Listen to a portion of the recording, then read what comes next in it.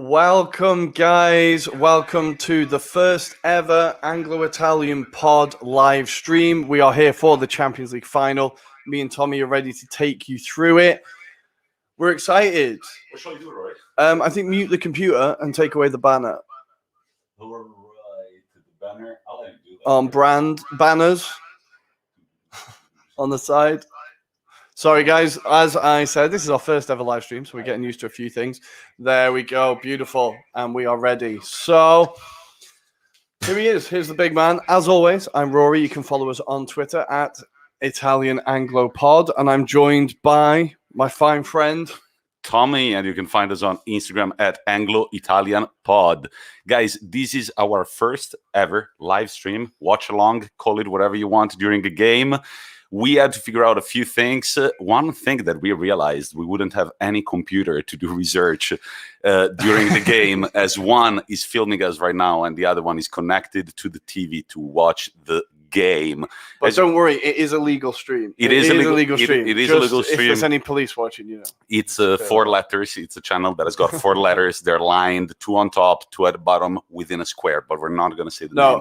No, but they provide a very fine service. Well, a very good service. Always a good service, because there has been some critique in Italy this year. Some criticism. There was one game which we couldn't watch, which was quite annoying. I feel like it was one of the Champions League games, but yeah, apart from that, no complaints. One Inter Milan game, I believe it froze with Lukaku that froze like this for the entirety of the game.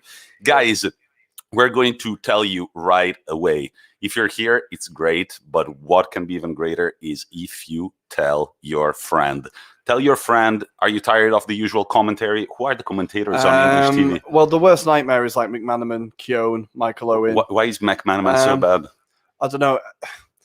He tends to really hype up English players a lot. And like the narrative in his head is the only narrative he expresses usually. So it can be quite frustrating. But I think Michael Owen is boring and Keown doesn't know shit. So any of them, just watch us instead, right? It can't be any worse. It can't be any worse. And it's the first time that we do it. We're very excited. We thought also of the scene. I don't know if you can see it, but we put a little similar something to a tablecloth, and then we put some salami in the middle. I hope everybody appreciates it, right? We've got the clock here too, so you know exactly what time it is. If you struggle to synchronize with the actual game, we are going to say what minute exactly we're at, so you can sync with that.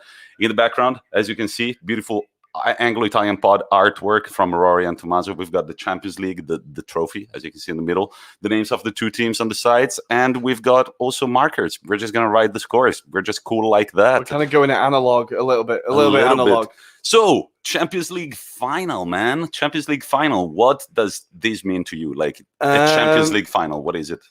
Well, it's the biggest night of the club year, without stating the obvious. I don't know. I'm pretty excited. It feels like I'm looking forward to this Champions League final a little bit more than past ones, partly because we're doing this. And I think it's great. It'll be great to finally see Manchester City in a final. I think this is what, or in a Champions League final, because this is what Guardiola's been working for so long. I think it's interesting to see if the hype will be worth the performance, right? Or the other way around. I think so. I'm really excited about it.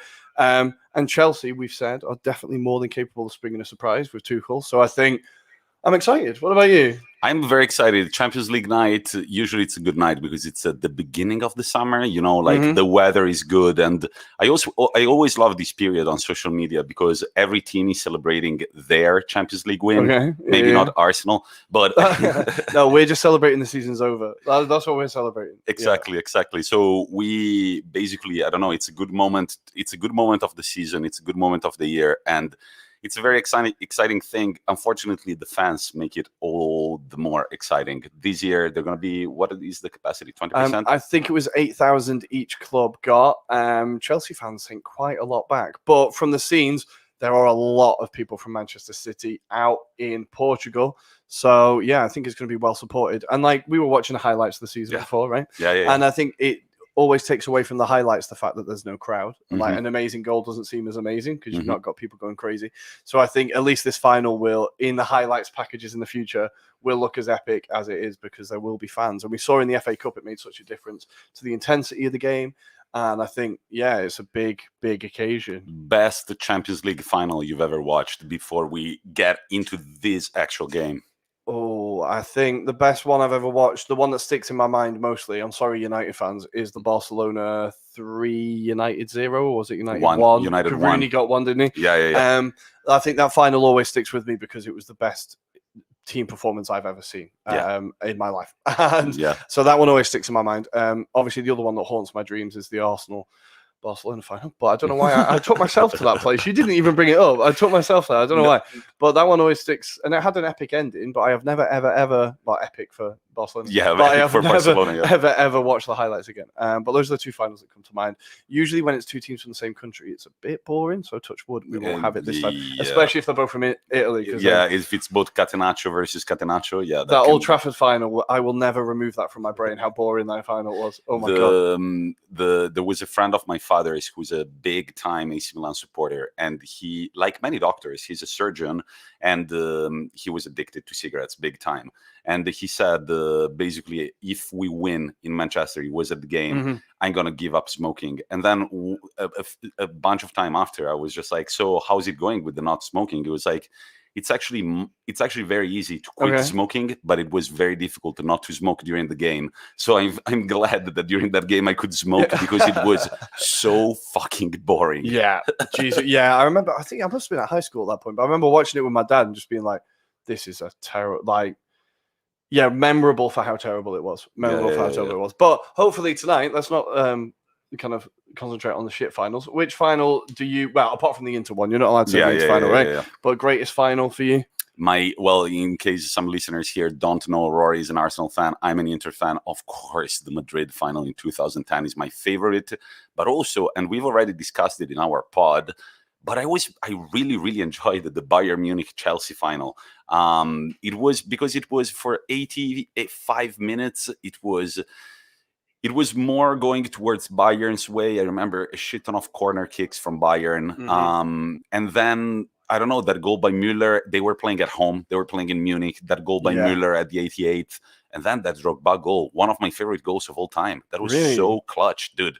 That header, just like that. It was Alisson-esque, right? Alisson-esque header. Let's put it that way, right? Yeah. Or Alisson's header was very Drogba-esque. But that final, and then there was a saved penalty in overtime, and then they went to penalties, and they were under the Bayern Munich supporters. So you can imagine, and they were in Munich. That's the thing. Kind of at your own stadium. You're at your own stadium. Yeah. But that one is one of my favorites. And then if I think of other ones, well, of course, Istanbul.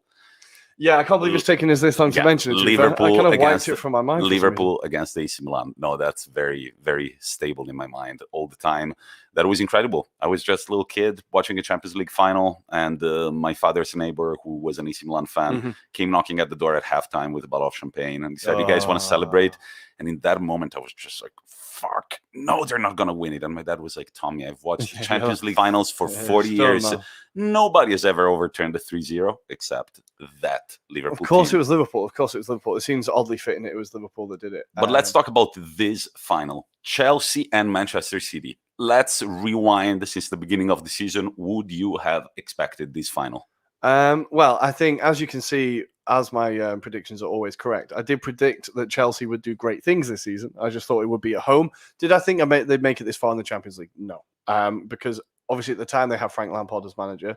I think he did a good job to settle a very unsteady ship with like the transfer ban, and he had quite a lot to deal with COVID. I think he did a good job, but I felt like he was kind of had them treading water almost. They weren't really making the progress they needed. So I think before the season, probably not. But then since Tuchel has taken over, unbelievable turnaround. I think like it's not to have a go at Lampard too much, but like to see the difference of what Tuchel's managed to get out of this squad compared to what Lampard was getting out of the squad was insane. Like, just to bring it up, this Chelsea team lost 3-1 to Arsenal, right? Can you imagine that now? What if Chelsea do win this Champions League? Is it going to be partially Big Frankie's trophy or not? He took them all the way through the Champions League group stage. Yeah, I think he definitely has, like, he should have a finger on it, I think. And he definitely, the players that he gave chances to, like Reece James and Tammy Abraham, he definitely gave a lot of chances to. So I think a lot of the youngsters that have shown that there were, now Mount, obviously, like probably the best player in the team, they were all given their first chance by Lampard, I think, off the top of my head. So I think he definitely has is claim to it, yeah. But I think what Tuchel did was just made them a lot more defensively sturdier. Like, they were conceding a lot of goals, and Tuchel's definitely sorted that out. And we've said it before on the pod, but like the players know the system so well, and they all know their role within the system so well after such a short amount of time. That tells you how good a job Tuchel has done since he's taken over. Definitely. It's it feels like much more composed team for sure. And well, we're going into this final. Ruairi is kind of he's an Arsenal fan, but we're going into this final to bring a little bit of banter. I'm going to be supporting Chelsea. Ruairi is going to be supporting Man City. The thing, I'm very curious about this game. It's well, if I have to say about myself answering my own question, I wouldn't have drawn this UCL final.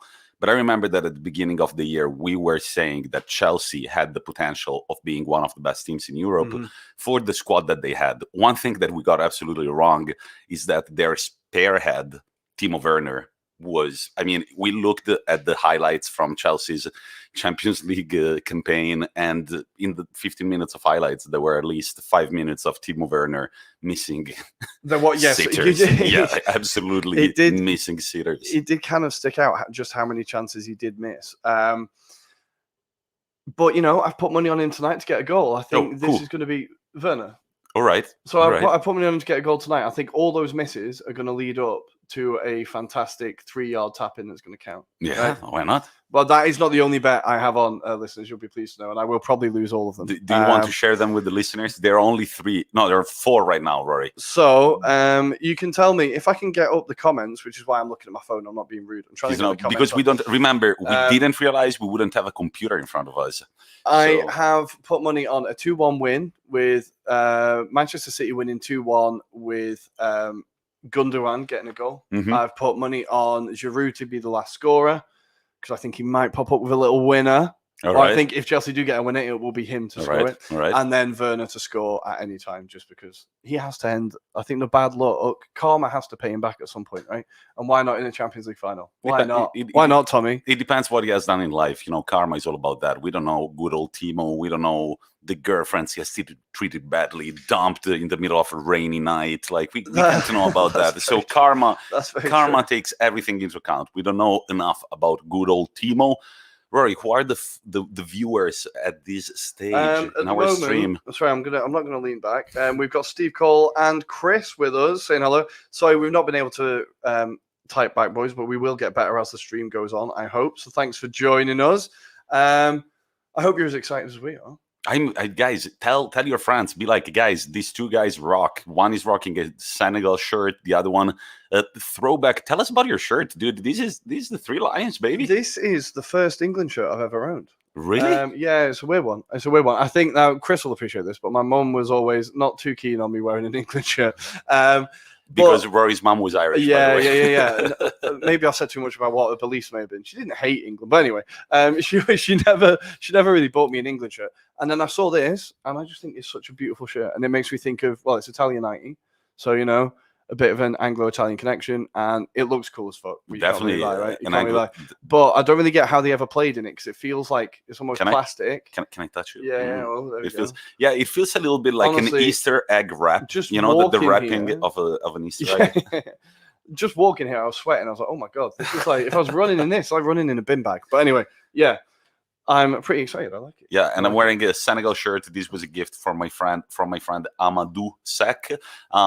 He was my best friend at high school, and it's got his name on his back. But it's a cool one because it's the one that Senegal beat France with in 2002. 2002, exactly. With was it Salif Diop? No, yeah, Salif Diop, the wardrobe. Diop. The streets won't forget. Yeah, what a performance. Yeah. Good. Guys, so we're here. We're gonna very soon we're gonna get up to start the stream and everything. I feel like the whiteboard is slightly tilted wrong, so I'm gonna lean back and tilt it right. Yeah. I'm kind of OCD when it comes to these things. But guys, we would like to remind you that we're also on Twitter at Italian Anglopod. Click, follow. And we're also on Instagram at Anglo-Italian Pod, because on Instagram there was no wanker that stole our fucking name. Yep. That's the only reason why. He will not give it back. So while Tommy's doing that, I'm going to take you through the starting lineups. For Manchester City, we have Ederson in goal with playing a back four of Walker, Stones, Diaz, and Zinchenko. Great to see Zinchenko get his chance in the final. A midfield of De Bruyne, Gundogan, and Silva. A very, very offensive midfield from Pep. And then a front three of Mahrez, Foden, and Sterling, with Foden seeming to have that kind of false nine role with Mahrez and Sterling either side of him. Looks like a pretty offensive team from Pep, with his intentions quite clear, I think. For Chelsea, we have a Mendy in goal. Of course, they're playing a back three of Rudiger, Silva, and Reece James, with Azpilicueta and Chilwell playing wing-back.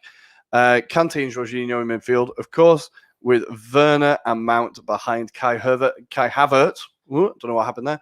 But I imagine, much like City, they'll be kind of the three will be switching roles as the game goes on to offensive-minded teams, I think. So it should be, a promising start for the final. At least it doesn't look like one of them's trying to sit back and see it out. Man, I'm starting to feel it more than the live stream. I'm starting to feel the final. It's always fun to watch a final, and then they go down in history, and then you talk about them in the pod. And I was looking at the lineups as well right now. I think it's a very good thing that Werner is starting, because he might have a big chip, as you were saying, on his shoulder. And 3-5-2, making it international. We've said on the pod over and over again how it's mostly Italian teams that use this lineup all the time. That has been one of the biggest key differences since Tuchel's appointment.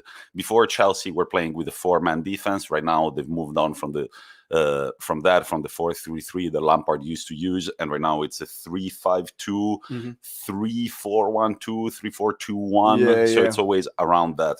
What do you think of Chelsea playing with this style? Of course, in Italy, the most blatant example this year was in Inter Milan with Hakimi on one side, and then we had Ashley Young or Darmian on the other one. Many times they connected. They played, I think, the best 3-5-2 football in Europe. What about Chelsea's? Do you think Azpilicueta and Chilwell can give that attack-minded mentality going forward? I do worry about Azpilicueta in that situation, because he is getting on a little bit. Not to be too rude to Cesar, but he is, I want to say 35, 36. So I think there's a worry about his ability to run up and down that flank so efficiently. 31. Okay, he's sorry. Younger than you. I had to do it. Oh shit, he's younger than me. Oh my god. Thanks for that, Tommy. Well, if he's anything like me, he'll definitely struggle to run up and down the line. But I think I do worry about his Gatorade here, by the way. I do worry about his offensive output. Whereas with Chilwell, we've seen that Tuchel's been able to get quite a lot out of him. A lot of late goals, of course. The disallowed one in the FA Cup final, but he got a few late goals in the Champions League, and of course, one of them was a great goal against Sevilla, right? Where he's I believe against Sevilla. Solo goal, skips all the defense in front of the goalkeeper, little chip. It's a beautiful goal. So I think Tuchel's definitely getting the best out of him. But as for the question, I'm surprised to see James not in that role. But that might have been my app putting them in the wrong position. Who knows? And focusing on Chelsea still, Mason Mount, one of the men of the season, definitely one of the most standout names in the Premier League, I would say. What do you think he can do in this game? Can we expect a goal from Mason, or is his role going to be more assisting Werner and Havertz? I think we've seen that his role is mainly as the creator, but he's definitely not afraid to get a few shots from distance, and usually he does all right. I think very well. Usually he's popped up with a few, and we've seen, again, we were watching the Champions League highlights earlier. One of his goals with the spin and just like instant spin and run through on goal. He's very quick. He's always playing on the half turn, and I think he'll be using that, kind of performing that role tonight. But as I said before, I think Chelsea will be switching that front three. And it's kind of quite a fluid system, because Havertz will definitely drop deeper, and that'll allow kind of Werner and Mount to get a bit further forward. But I think, he'll be playing the classic number 10, which he's done so well this year. One big problem for all the Chelsea attack is going to be a man heading from Portugal, whose name is Ruben Dias. He's the human wall. He's had an incredible season. There were as many highlights in the Chelsea Champions League season recap of him as there were of forwards. It was a lot of Werner missing goals and a lot of Ruben Dias saving goals like a goalkeeper. This guy, we've said it over and over again, was an absolute steal from Man City. I didn't see it coming. Did you? I think he'd been linked for a while, and it was what interested me was that it was only ever City that were linked to him, as far as I'm aware. I think Tottenham tried to make a bid for him, but he obviously chose City in the end. But I think it always seemed like he was always going to go to City, and he's just well, you can see they've identified the exact player they need, and they've got him. He's been as significant as Van Dijk was to Liverpool. You can't argue more. He's been as significant, I would say. And yeah, the efficiency with which they brought the move in, because it was literally the first half of the season, it was, they keep letting in stupid goals. They lost like 5-2 to Leicester at home. Yeah. And you're like, the defense really needs sorting. And they just went, bang, got it, right? And their whole season turned around. Mm-hmm. They went on like crazy 21 game winning streak. Maybe it was longer. Maybe it was a little longer. Yeah, maybe 26 games, maybe. But they went on that huge winning streak after he arrived, and that shows the significance of him, I think. Definitely. And yeah, man, Zinchenko, another name of Mike. We were talking about Zinchenko as a starter. Yeah, definitely. A player that, like Foden, maybe, hasn't been played so constantly over the past few years by Pep, but this year he really has been able to make a name for himself. He had absolutely an incredible game against PSG. I don't know if you remember him blocking that Neymar shot. More than simply blocking it, it was just the chase down. It was a basketball-like chase down the pitch. You go all the way to your box and you cover on a crucial moment. Funny thing, Ruben Dias, I believe, was right behind him at the same time. Zinchenko, he's already one of the main names in the Ukraine national team squad. But the other one, when Roy gets back, we will go in depth about this guy. The name that we're kind of hoping will really stand out in this game is good old Phil Foden, because we pronounce it like that because we believe he's got some Spanish heritage or South American heritage, because he just moved so sexily with the ball. Rory Criscuolo, also video technician, video engineer, has just gone to activate the game. Dude, it feels pretty fucking official right now that we've got the screen on and the game is before us and our beautiful followers are here. I know, it almost feels professional. It almost feels professional. I do feel like maybe we should switch the screen so we can see the comments on the big screen, but I'm not sure. It might be a bit too late. We apologize. We can't get back on the comments. I am working on how to get it on my phone. We might, at halftime, there might be a few changes, but for now, we're going to keep it like that. We're still surprised that over 1 year, we've learned, guys, there are a lot of cables in here. There is a mixer here. There are 2 mics. We've done a lot this year, right? So if our stream is not the prettiest looking, you guys can cope with that, while Rory savors some Italian mozzarella. Guys, tomatoes, look at this. How could it be more Italian? Tomato, mozzarella, and a little bit of salami. Very good salami. I wanted to get the boar or the deer salami, but in the end I went for the good old normal salami. Oh, well, there's no such thing as bad salami. No, there is no such thing as bad salami. So I think I will Sounds kind of sexual, but we'll take it. Yeah. There's no such thing as bad salami. Guys, remember to tell your friends to also join the stream, because we would like it to be a bit of a party. This is going to be our first shot at commentating a game. And I want to tell you, Rory, what do you think about game in general? We are not going to put ourselves as like the new commentators in the game. We're just like, no, not quite. Definitely not. But what do you think of in general? Like, who is your favorite football commentator? Why? And what do you think of that field in general? How is it the state of football broadcasting in general? I think my favorite commentator, and he doesn't get as much work as he should do, is Ali McCoist. Do you know Ali McCoist? So he's a Scottish striker. He's Rangers' all-time top goal scorer, I believe. And he's kind of in the UK. He's known as like an all-round legend, kind of one of the players who'd go out drinking, really funny. He was on like a big TV show in the UK called Question Sport for a long time. He was one of the captains of the team. And his commentary is just unbelievable. It's really funny and very insightful. And when he works with the lead commentator, who's John Champion, when they work together, they have really good chemistry. Right. They've usually been on Amazon, I think. And I think the fact that McCoist doesn't take it too seriously, and it just means that the game's really enjoyable to listen to. It's a bunch of banter. Yeah, he'll like tell little stories from his career, and he'll like go off on tangents and stuff. And I just really like him. I think he's the best because a lot of people, and I've kind of said it before a little bit, but like commentators, I wish they talk a little bit more about the game. Yeah. But that being said, Ali McCoist does it very well. Of like the little tangents and stuff. I really like it. But I do think, in general, I wish they would talk more analysis about the game. But not everybody wants to hear that, right? Yeah, true. Tommy, what about you in Italy? Who are like the major? Well, the major Fabio Caressa, the famous one for the famous one for the Italian World Cup, World Cup final. Andiamo a Berlino, Beppe, andiamo a Berlino. It's usually him and Beppe Bergomi, and recently he's been exposed because he's a bad commentator. I think he's done his job. He's kind of getting old, and he kind of believes he can say whatever the fuck he wants. Even Cassano went after him this year, not saying his name clearly, but you could understand that he was like throwing digs at him. Okay, he's just like sometimes like he's one of those guys who just acts too cocky, and they believe it that when you're watching a game, like your personality is important, but ultimately you are doing a service to the audience and you are literally commentating. Yeah. So in Italy, sometimes also Lele Adani has become, you might remember him from the Inter Milan days. It's a guy with I know the name. Maybe. Yeah, Adani, the guy with long hair who's obsessed with South American and especially Uruguayan football. Okay, and like he comments in a very poetic way, but it's just like Baggio threw a dig at him. He said, I remember teammates who couldn't even juggle the ball 3 times, and right now they talk as if they were like world football experts. And I kind of agree with him. There is one guy that we had on our podcast, Andrea Gazzera. Do you remember? Yes. Yeah. I've seen he's actually over at the end of the season. He stopped doing it on Twitch, but he was doing live commentary of the games.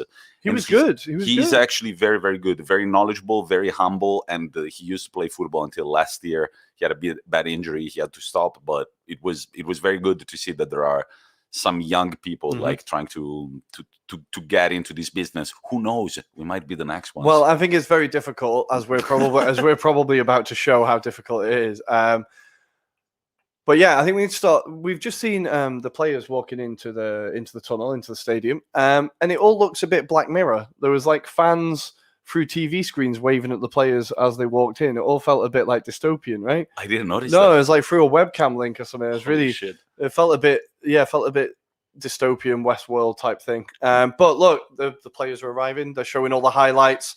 I think this is the final goal against Real Madrid in the semi-final, if I'm not mistaken. It's building up. Do you think? Chelsea, this is going to be their third Champions League final as they get off the bus. It's going to be their third Champions League final. The first one in Moscow against Cristiano Ronaldo's very young Cristiano Ronaldo's Manchester United. That John Terry slip. What memory do you have of that? I think I might have said this on the pod before, but I was working. I think so. I was working at the. Well, get ready for it again, guys. It's a good one. I was working in the hotel, and a load of United fans had hired out a kind of big stately room for their dinner to watch the final. So I don't remember much of the final, but I remember, even as not a United fan, I was celebrating with the United fans when Terry fell over because. Well, we know plenty of things about his character, and I don't think he's the nicest man. So it was nice to see him absolutely stack it. I think again, not a great final from what I remember.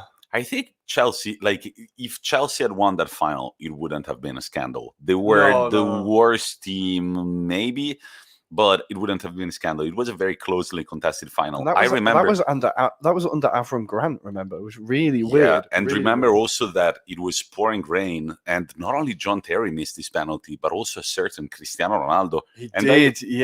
I remember Cristiano Ronaldo when we were younger. He really was like the young, cocky guy who had made it, and he was considered by many the best in the world, but the best prospect and the best one currently. And so it was. I remember he missed this penalty and then he walked back to midfield with the hands over his eyes.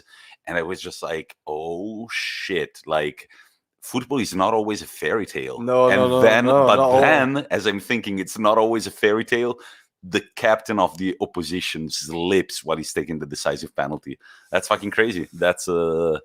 That's karma, maybe? I don't know. Well, for John Terry, probably. That could probably be the case. Knowing his past and his infamous deeds, it could be the case.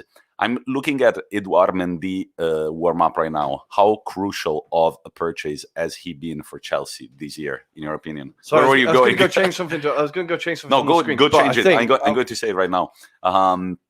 We've been. Of course, we know that Kepa Arrizabalaga has not quite been the best goalkeeper in the world, and it was very important for Chelsea to go on the market to substitute their starting goalkeeper. We remember that FA Cup final mess with Sarri. That was ridiculous. But how hard is it to go on the market and find that good of a goalkeeper? We were watching the highlights before from this Champions League season. In the semi-final, he pulls off an insane save against Benzema in the game against Real Madrid. And overall, he's been just a very clutch keeper, confident, can lead the defense. How important of a purchase has he been for the Blues? Well, yeah, I think he's shown them that defensive solidity. If you look through their Champions League run, they kept a lot of clean sheets, and then they took that into the Premier League as well. I think the defenders just felt much more at ease. They could trust him. They knew where he was going to be. They knew if it was a back pass, it wasn't potentially going to end up bottom corner. Look, I think Kepa, I think for goalkeepers, it's hard. Once one mistake becomes two, becomes three in the space of a couple of months, I think it's quite easy for your career to spiral, and I think it has a little bit for Kepa. It makes the price tag they paid for him look even more ridiculous than it did at the time. But I think, yeah, it was a position they vitally needed to improve, and they've done it. And yeah, he'd done very well in France, and I think he's proven that he's more than capable of being at the level that he's at tonight. And yeah, I think it's, as an Arsenal fan, it's so nice to see teams that like identify their weakness and go out and just sort it out. We talked about it with City. They just went and got the defender they needed, and bang, the team's better. Chelsea did the same with Mendy. We need a goalkeeper. Bang, got it. Problem solved. As an Arsenal fan, that seems like a really novel idea and something that we haven't done for a very long time. So it's good to see that someone is able to do it. Absolutely. Absolutely. I was taking a second on my phone as well to remind a bunch of people that we are live on YouTube and we're live on Twitch. Really, tell your friends. I often do this. Sometimes I don't want to listen to the commentary on television. I put on mute. I find the YouTube stream. I don't watch it, but I listen to the commentary. There are a few people who are pretty good at doing that.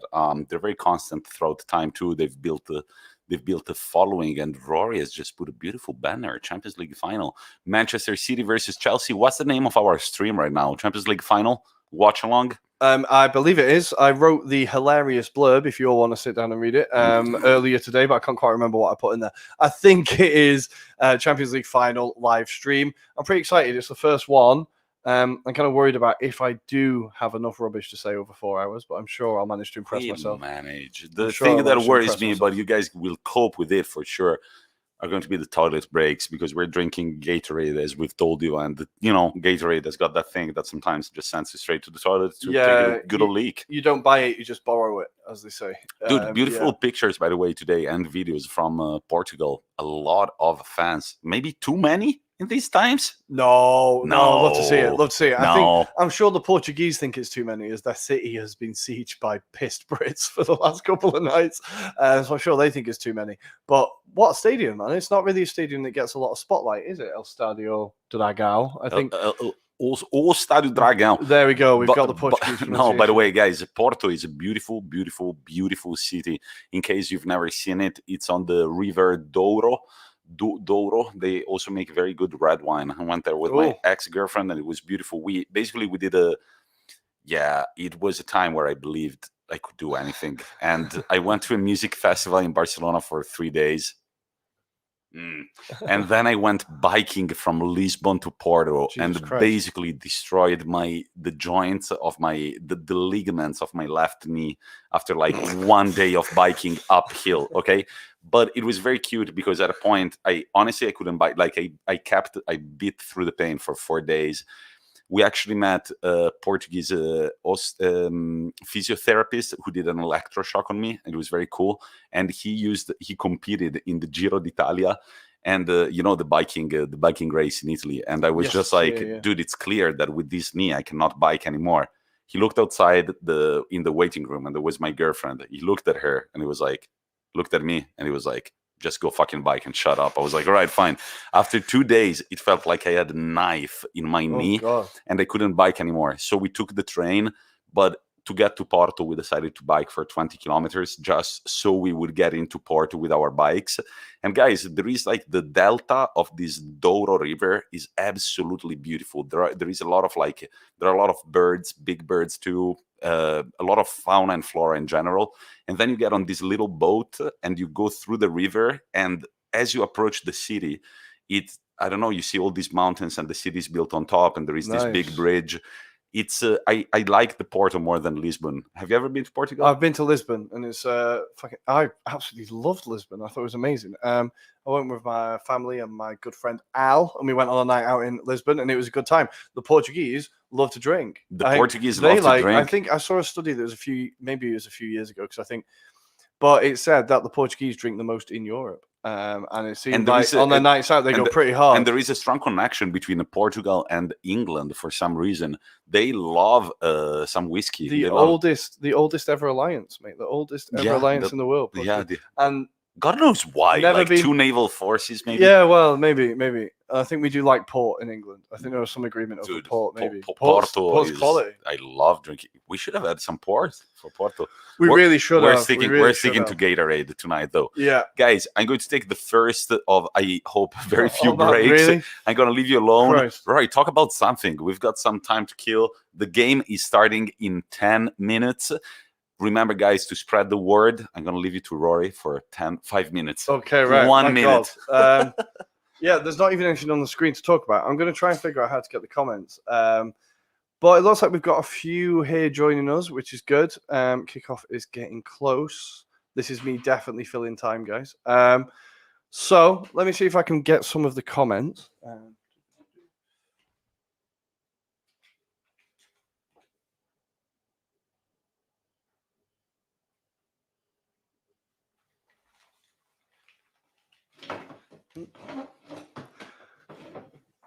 Okay, so let's take a look at the run to the final that these teams had. So in the semi-final, of course, Manchester City overcame PSG. And I think that's a game that we'll all remember as I think it was the moment where Manchester City really proved their mettle. I think across their run to the final, they've shown that they've maybe got rid of the kind of, famous last words, hopefully it doesn't curse them, but the kind of bottler hashtag they kind of had. In other Champions League runs, I think the fact they came from behind against PSG and Dortmund shows that there's a bit of character. And maybe if Chelsea do go a goal ahead, I still wouldn't count City out. We're just talking about their runs to the final. Yeah, the boring bit without me is over, guys. I'm back. Yeah. We've got the headline act. Sorry, repeat that. What were you saying? So about Manchester City's run to the final and how maybe this time they've shown that they've kind of got over the bottlers tag a little bit, if we're not going to jinx them now. Ooh, I don't know. I think, who do you think has more pressure on their shoulders to win this final, Chelsea or City? Manchester City definitely the favourites. And I think people won't be surprised if City win it. People might be surprised if Chelsea win it. And they love an underdog story. And as I posted today on Instagram, the last time they switched managers halfway through the season. Who won the Champions League? Chelsea with Di Matteo. So it feels like a similar story. We shall see. I don't know, man. I repeat it. I have a feeling about Chelsea. Chelsea might do something here tonight, but if I look on paper, if I look at the way they have been playing football over the past few years, I think City are the superior side. Mm-hmm. But going into these things, when you have less pressure, when you have nothing to lose. Also, there was a very good question from a journalist during Tuchel's pre-match conference. He asked him, what do you think the fact that you have already qualified for Europe relieves some pressure off your shoulders? I think so. I don't know if it's a good or a bad thing. The fact that they, by their position in the Premier League, they have already qualified for next year's Champions League. If they hadn't done that, they would have needed to win this final. Do you think that's going to take off pressures off their shoulder? Yeah, well, everybody on the stream seems to think. We've got Steve Cole saying City have more pressure. Chris, City have so much pressure. And Max saying, I'll put my first winnings from Rory on City. Max, it is coming. I'm just waiting for payday because the Italians, it's rough out here, son. It's rough out here. So I'm not looking I'm not looking at the comments right now. But Max, are you saying that Rory hasn't paid off his debt? No, not yet. Well, it's just good to get it out in the public, isn't it? For anybody who had any doubt, I'm skint. No. But tell the listeners what bet you lost. So it was for Tottenham to finish below Arsenal in their rightful place, and unfortunately, it didn't happen this season by 1 point. I said on the pod last week it was the 4th year in a row. I have been reliably informed Tommy was right, and it is the 5th year. I'm obviously just living in denial a little bit. But yeah, we did bet, and unfortunately, despite Arsenal's turnaround in form in the second half of the season, we weren't quite able to do it. But I will say in our worst ever season, Tottenham finished only 1 point ahead of us. So it counted. But only one. Next year, and I'll put money on it now, next year it won't happen again. I don't learn from my mistakes. It's what my mum always says. Max, you should type in the questions like, Roy, you want to make a bet for next year? He's going to answer, this is the moment. He's going to answer yes right away. And you've got your money in the bank.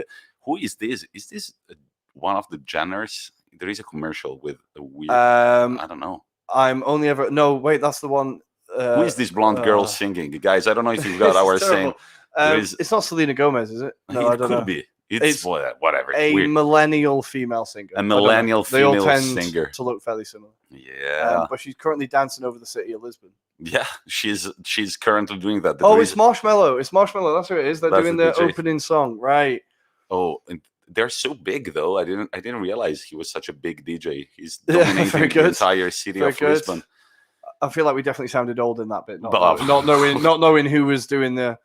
I don't know who any of these pop stars are these days on the hit parade. I have no idea. Yeah, I know. Rory and I were, we were listening to Oasis and Blur to get ready for an all-English final. I think it's very fitting that Rory is wearing this. It's an England shirt. We commented on it earlier.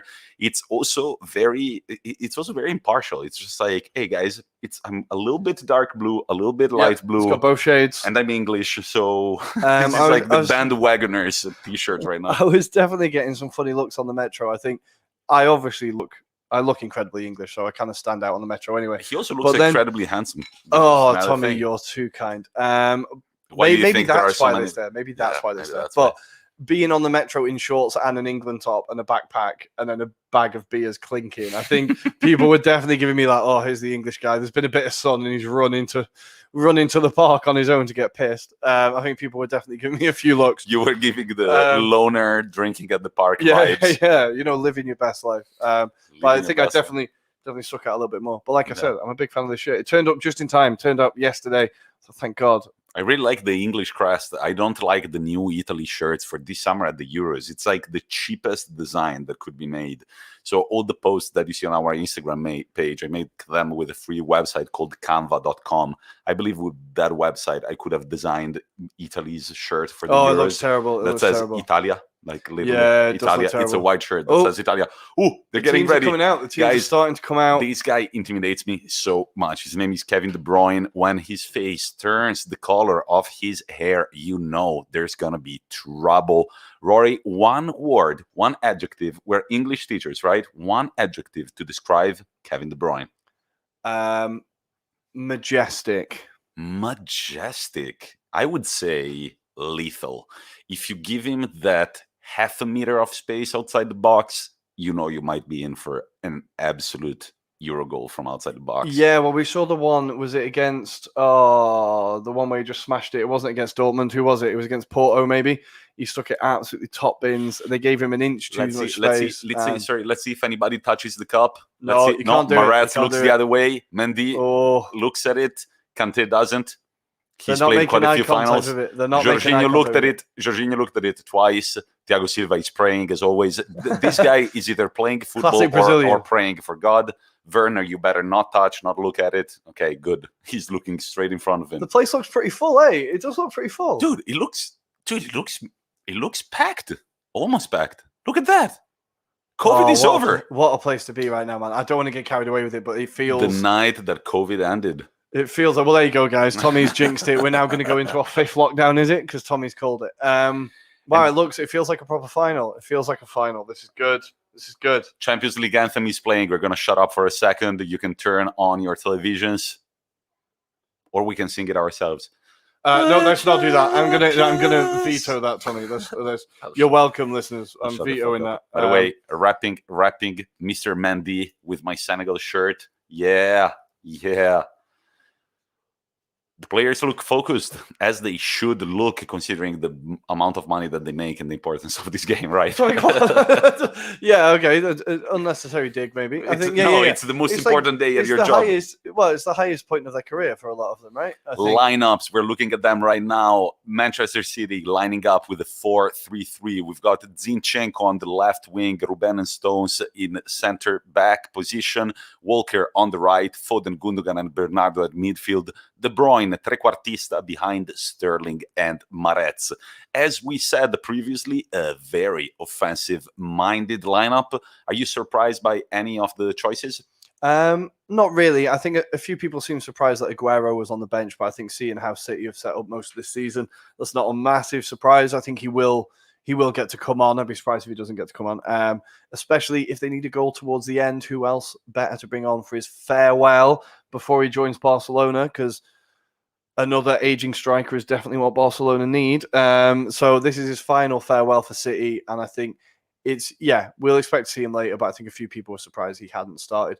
For Chelsea, I think no real surprises.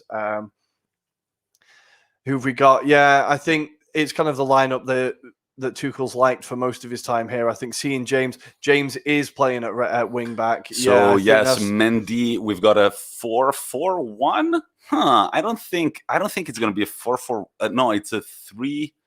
It's confusing. I don't think this is actually the way they're going to line up. It looks more like it's Azpilicueta playing in as a center back. Yeah. Yes. Not on the wing. With James out on the wing back. I think James and Chilwell together will be. That is promising for Chelsea. They've both been very dangerous.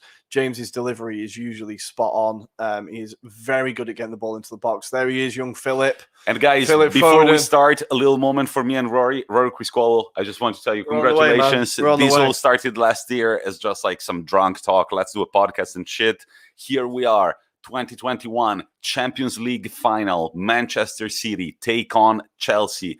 The light blues, the citizens against the blues from London. And they take a knee. They take a knee. They take a knee, as the English teams have learned to do this year. Also, the ref we've already said it, the stadium looks pretty packed. Guys, I am excited to see the beginning of the game, and it's about to start in 5, 4, 3, 2, 1, go! And there we go. Started. Man City looking for an offensive throw already. Ball back to Chelsea. Rory, how does it feel? The Champions League final started. We're off. And to start, I've just asked a few of our listeners for their predictions. We have 2-1 City from Steve Cole, 3-1 City from Max, and 2-1 Chelsea from Chris. So we're not all in agreement of how it's going to go, but we shall see who wins. I think let's hope it's a good final. Let's hope it's not too cagey at the beginning. Man City almost got a corner already. Chelsea look like they're trying to get away with the ball as much as they can. Ball is still to Man City. Sterling controlling on the left wing. Pass back to Zinchenko. Man City are looking determined. They're passing it nice and quickly. Very you can see they're trying to start with a high tempo. Chelsea are trying to keep their shape. But yeah, it's kind of maybe what we expected. Yeah, I really like the long ball right away from Man City. We were saying before the match started that probably there is a little more pressure on Manchester City. And now that we look at Guardiola's face, it looks like that. How does it feel, Rory, to see Guardiola back in a Champions League final? He didn't manage to get there. He didn't manage to get there again when he was at Bayern Munich. But he's finally made it at Man City. What do you think? Yeah, I think, well, it's kind of when you hear the stat of how long it did take him to get back to a final, it's kind of always sounds a bit strange. No, non adesso. But I think this is where he belongs, right? He's meant to be he is arguably the greatest manager in the world. So this is the stage that he should be at. If anything, people should say he should have got here sooner with Man City, but at least he's here now, and he could bring home their first ever It's pretty exciting. Let's not forget that this game is also very important for a lot of the players who are going to take part in the Euros. Imagine going into the Euros knowing that you've won the Champions League final. As a person who is supporting Chelsea tonight, I'm thinking especially of Kante. Timo Werner controlling the ball on the right, ready to cross. It looks like it. Closed down by Stones. Well closed down. Werner's looking a little bit lively. He's really good at running into the channels there and trying to very direct, getting the ball up front 100%. Quickly. What do you make of Reece James, Ruairi? I think it's great to see England have a kind of wealth of decent right backs at the moment. I think Reece James is definitely up towards the top of that list. As I said, his offensive output is really, really impressive. And defensively, he's very steady. I think, and as with a wing back, you need to have plenty of pace, and he does have that. He can run up and down forever. I think he's kind of surprised a few people as he appeared quite quickly from nowhere, and he got brought into the team and just looked at home straight away. So I think another good option for England. Good to see that we have got a wide choice of right backs in that position. And I think it's kind of interesting because I think Kyle, between him and Kyle Walker for the right back spot for City is going to be a bit of an interesting one for Southgate to see who he's going to pick. So I think he's going to go for experience or for a young product. I think it depends on the game, really. I think if we're up against a more difficult... Watch out, Werner on the right, looking to square it in the middle. Havertz picks it up, doesn't control it, but then manages to get a cross. Ederson makes it his ball between his gloves. Ball to Manchester City. That was a nice little dribble from Havertz. Werner desperately trying to get out of the way there. There was a certain Ruben Dias, would you ever guess, fucking sliding as if it was a goalkeeper to prevent a forward from creating danger. Ball to Man City. I believe it's Bernardo Silva's ball right now, building from the back, taking their own sweet time, creating their own shape. They look pretty confident. What do you make of this first almost 5 minutes of Champions League final football, Rory? It's been fairly even. Neither team is really putting their foot on it, putting their foot down. I think no one's it's been, even. Chelsea have had a little foray forward. City have had a little foray. I think we're kind of going to see City dominate the ball a little bit more. I think Chelsea are quite happy to keep their shape and let them have the ball where it's not too dangerous. But a decent kind of opening 5 minutes, I suppose. City here, Zinchenko on the ball, kind of trying to open up space, look for space, find that pass. Look at Chelsea keeping 5 man at the back. Their last line is made of 5 man. Now Rudiger going a little high. Kante keeping at midfield. They're fighting for the ball on the right flank of the team, of the pitch in this moment. And ball back to Chelsea, I believe. Wow, so many fans, man. I would like to see a lot of fans. What is the attendance? Let's take a look. It's a lot of fans. Like I said, there's been a lot of people flying out of the UK into Portugal this weekend. Some of the videos have looked quite good. Look like there's quite a jovial atmosphere. Some not so much. But what can you imagine? Like the end of COVID, after a lockdown of a year and a half, 2 years, your first holiday being to watch your team playing a Champions League final. I think maybe for half of them, it's going to be a sour trip. Yeah. For the other half, it's going to be a great trip. But I think I heard someone, it was on another podcast I was listening to, and they said going to... You listen also to other podcasts? I know. Other than ours? Holy shit, even I get tired of my own voice eventually. He said going to a sporting event is risking having the worst day of your life for the potential of having the best day of your life, right? That's a very good way to put it. Regardless of what happens at the end of the game, you'll still remember the weekend that you went away with your family and went to a Champions League final, right? It would be incredible. I would love to be able to do it one day. Arsenal, please. That would be great. I was a bit too young for Paris. And even then, that would have been a terrible, terrible journey home. Thiago Silva. Ooh, losing the ball. Kyle Walker throws it in the middle. What happened there? I believe there was a foul. Guys, if you're trying to synchronize yourselves to our commentary, we are at 6 minutes, 15, 16, 17, 18, Is this 19, the rest of the show now? 20. No, because many times when I was watching a game on television and I removed the commentary and I was looking for a live watch-along, okay, I was struggling. We tried, guys. We have a clock too. You can see exactly what time it is. See, nothing is left to chance. Ball to Phil Foden, arguably one of the most awaited man in this final. Rory, who is Phil Foden and why is he such an exciting talent? He is I think it feels like every time I talk about England, I have to say we have a lot of promising youngsters at the moment. You do. But, you do. And they're going to bottle it at the European Championship. Championship. Undoubtedly. Probably. It'll be a penalty shootout. The goalkeeper will score the winning penalty. We all know how exactly it's going to go. But I think Foden is easily the most exciting of this current generation. And I think you said it at the beginning of the stream. There's something about him that makes him feel like not quite like your kind of stereotypical English player. Where is he from? He's from Stockport. Stockport, famous for the Hat Museum. The Hat Museum? Yeah, so every time you go past Stockport on the train, there's a huge chimney that just says Stockport Hat Museum. Long ball for Sterling. He controls the ball. Mendy is out.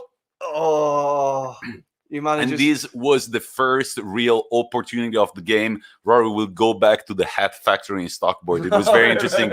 It was a long ball from Ederson. Picked up Sterling on sides.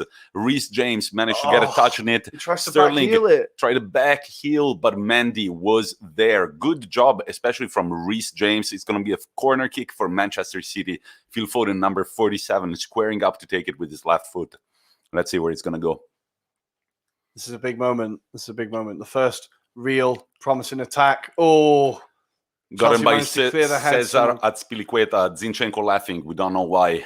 Thiago Silva on the ground. Gets up. Ball to Chelsea. That was an exciting moment. Rory will go back to the hat factory in Stockport. But Sterling, what do you make of him? Is he going to be a starter this summer at the Euros for England? Yeah, I think he has to be. I think the team almost has to be built around him at this point. I know it's a lot of pressure to put on a young player. It's not like the English team to do that, but I think he has. He's like the first name on the team sheet now, really, and he'll be key for anything that England achieve this tournament, I think. And ball back to Manchester City again as Chelsea try to build from the back, but miss a key pass. Ball back to Chelsea right now. City are pressing well. They're not giving them much time on the ball at all. Yeah, not much time to think. Chelsea are restarting from the back. Long ball by Rudiger looking for Werner. It's intercepted by Ruben Dias. Kai Havertz squares it to Jorginho, I believe. Werner. He misses the first one of the game, guys. We hope for Chelsea fans it's not going to be like that all along. But he's missed his first chance. Ball back to Manchester City. Raheem Sterling running on the left. Break. He's super quick. Out wide. Who's in the middle? Out wide. Intercepted. That was a great play. Was that Azpilicueta again? No. That was a great interception. Chilwell. Sliding it out of the way there. Intercepted by Chilwell. That looked like a certain goal. They were running in on goal onto that through ball. Nice pass, though. Nice idea for a pass. De Bruyne putting it into the middle here. City are definitely... You can feel something coming. It's quite early, but they're definitely putting the pressure on. Ball in the middle for Riyad Mahrez. Intercepted again by Reece James, who manages to clear to Zinchenko. What a good start from Reece James. Definitely, he's going to have to pay a lot of attention to the defense in this game. Tuchel. That is a solid start from James. He's kind of... Sterling was out free there, but he managed to close him down. And we've just seen Werner absolutely missing the ball again. That was a difficult chance. The defender was right in front of him. He tried it, but I don't think that's... Let's just play a little bit. No. I feel a bit harsh on him. You can't be... Guys, at the beginning of the season, Rory and I said that he was one of the best prospects in the Premier League, Timo Werner at Chelsea. But then, how many goals has he scored? Like 2, 3? No, I think he's in double figures in all competitions, which is surprising when you hear it. But it's just that his XG, like the amount of goals he should be scoring, is very high compared to his actual G. But I think we've said it before. I think he has all the attributes needed to be a player that could be very, very, very effective in the Premier League. He's physical, he's strong, he's fast. His shot in general is very powerful, very accurate. I think just sometimes, I don't know, his confidence, his head's gone a little bit. Yeah. It looks like Man City are trying to get control of the game as Chelsea are looking... I don't know if you noticed that, but look how fast Havertz runs on the left side whenever Chelsea pick the ball at midfield. It feels like if Chelsea are going to score, it's going to be from a breakthrough. What do you think, Rory? Yeah, I think they need to be finding him with the quick passes. He's like we said, with the front three, they're going to be changing positions, running into the channels. Werner here, managing to keep it in. See that pace? He's like, there's very few players quicker than him. It's just his decision-making now. Kante in the middle of the box doesn't manage to control it. Ball back to City. City again on the break. Foden. This is where they've looked dangerous. De Bruyne picked up again by Chelsea. Guys, this final is opening up. It doesn't look as cagey as we had predicted, which makes for a very fun game to watch. Also, I love that both teams are playing with their first kit. Yeah, I would have thought that the bods up at FIFA would have demanded that they the one of them play no away kit. But I think the two shades of blue don't look too bad next to each other. Like I said, it feels like a final. Salami. Fancy some salami. Fancy some salami. Yeah, guys, we decided to have Ruairi had a very good call. He said, don't get anything crunchy. It's going to sound bad on mic. So we got a little mozzarellas, a little salami, a little tomatoes. Always thinking of you guys. I know you don't want to hear us eating. There's other websites for watching people eating. Yeah. No, that's not us. We're not going to do ASMR. What is that bullshit? Like, listen to me eat salami. Oh, my God. No, that's weird. But this is me eating salami right now. I'm going to step off Hope you enjoy it, guys. We should take turns when we eat salami. We are at salami. We're at the 12 minute and 52, 3, 4, 5, 6, 7, 8, 9, 13 minutes. This is for our friends who have just opened our stream and they were wondering at what minute we were at. Remember, we also have a beautiful clock right here that tells you what time it is in the stream. Manchester City, Chelsea 0-0 Champions League final. We are at the 13th minute and 20 seconds. So far, it looks like a very open game. Chelsea intercept a ball yet again at midfield. Werner starts running on the left. Ball to Chilwell. Chilwell trying to pass it back to Werner. It's Havertz. He's in the box for Werner. No, saved by Ederson. That was Chelsea's first real chance. That looked intimidating. The way Havertz managed to break in straight at the keeper. He did well to control that as well. That ball was coming at him quick. He was at pace, but he hit it straight. Nearly went under Ederson, but he managed to keep hold of it. What a chance. This is an open game, guys. Werner again outside the box. On his left foot, outside of the net. Guys, it's picking up. Tuchel is telling the fans to fucking chant or whatever. And this is Werner's chance again. Manages to go to the left. Shoots it quite powerfully, but it goes to the back of the net. And before, with his right foot, straight at Ederson. Ederson, comfortable save. It's opening up. Actually, the best chances were from Chelsea so far. I think so, yeah. There was that one kind of half chance with Sterling in the back heel. The interception from Chilwell, but no real clear-cut chances for City yet. But there's 2 opportunities now for Chelsea for them to take the lead. Werner, we know, usually needs about 8 chances before he scores. So only 5 more to go, Chelsea fans. Only 5 more to go. And it's a corner kick from Chelsea out in the far post, intercepted by Ederson. Comfortable pick. Now City can restart from the break. It's Riyad Mahrez. He passes to the right. It's Kevin De Bruyne. No, he's still got the ball. Oh, no. Intercepted at the edge of the box. Chelsea's defense looking solid. That's my first takeaway after this 15 minutes of Champions League final. What do you say, Ruairi? They are getting a lot of interceptions. They're always in the right place. It might be a little bit last ditch, but it's looking solid. But this is a good start to the final, guys. I think this is really promising. They both want the first goal rather than to not concede the first goal. If you know what I mean, I think it's definitely a protagonistic game, which is what we wanted. As Chelsea build their shape again with their infamous 3-4-2-1, I would say, for this game, or 3-4-1-2. Chelsea get the ball again. This is Gundogan. He's had an incredible season. We'll go back to him. Passes the ball to the right. It's Riyad Mahrez who can control it. Chilwell defending on him. Passes it backwards to Bernardo Silva. Bernardo Silva to Gundogan. Okay. City they're patient. They're waiting. These are Guardiola's sides, man. They are patient. They take their shape. They pass it back. They're not afraid. But it looks like they've got a good opponent. Again, some nice one in front of passing them. It. Oh. Again, Chelsea's defense coming in clutch, intercepting an important pass, and this is Reece James against De Bruyne. Manages to keep it. It's Chelsea's ball. This is Jorginho passing it backwards. That was scary, but there's a foul on Jorginho. Guys, we remind you that we are a football podcast, and you can find us on Instagram at Anglo-Italian Pod and on Twitter at Italian Anglo Pod. Everything changes. Right now, it's Werner in the opposition's box. Chilwell on the left. Ball to Kante, who tries to head it. Kante tries to head it, but it goes out. I need to search when the last time Kante was that he had a Scored header on goal. I don't He had know. a header on goal. That's insane. You never Kante turning up at the back post. You love to see it. That guy never stops running. He never stops running. There's a player I'll be happy for if he does win it. That is a player I'll be very happy for. And that wasn't a bad header either. It just went out, but it was also very difficult to get. As we see a Chelsea fan cheering on her team. Nice to see. Nice to see. This is Man City with the ball again as Ruairi and Tommi indulge on mozzarella. These little snacks are cool. We've been preparing. We've been doing work. And right now, we want to eat some food. Still 0-0 at the 17th minute and the 30 seconds. 32, 33, 34, 35, 36, 37 for the people that have just come online. Ball to City in the opposing midfield, in the opposition's midfield. It feels like a good final.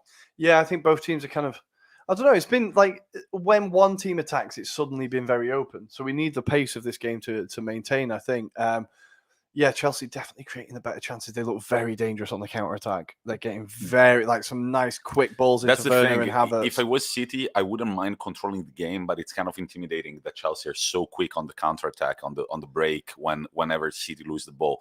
And so far, City have lost the ball in quite a few occasions. The Chelsea defense has been very good at interceptions. Well, that's it. I think there's been a lot of quick turnovers. Both teams are pressing each other very, very well, not giving each other a lot of time on the ball at all.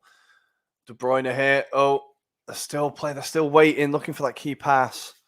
De Bruyne. Beautiful little back heel there to give himself a bit of space.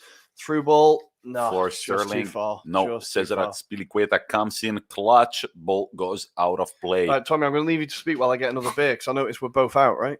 Yeah, can you get us 1, 2? Listeners, you want to remove these ones? Yeah, it's your time to get another beer, listeners. You need to be keeping up with us, right? Guys, this is a good part of the show. Is the part where Ruairi doesn't interfere with the smart things that I have to say.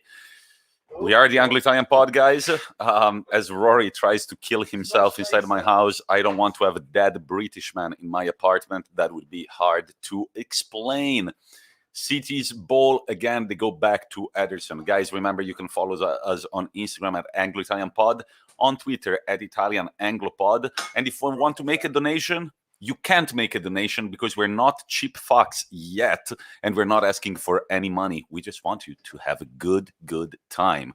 Also, if you're watching the stream, that's great, but there is something that you could do even better. You could tell one friend or two friends, or even better, 3 friends to also join the stream, because Ruairi and I are strong believers of the more, the merrier. Is that correct? Definitely. Especially when, we've all been COVID year, not able to see friends. Why not? Hanging out online was the new hanging out, right? So why not come hang out, have a few beers, and watch the game? Life doesn't get any better. Life does not get any better. Tommy, which one do you want? I'll get the one with the very blatant Italian name, but we cannot say what we're drinking. So cheers to you without showing the brand of beer that we're drinking. 20 minutes in, second beer. Let's do it. 20 minutes in, second beer.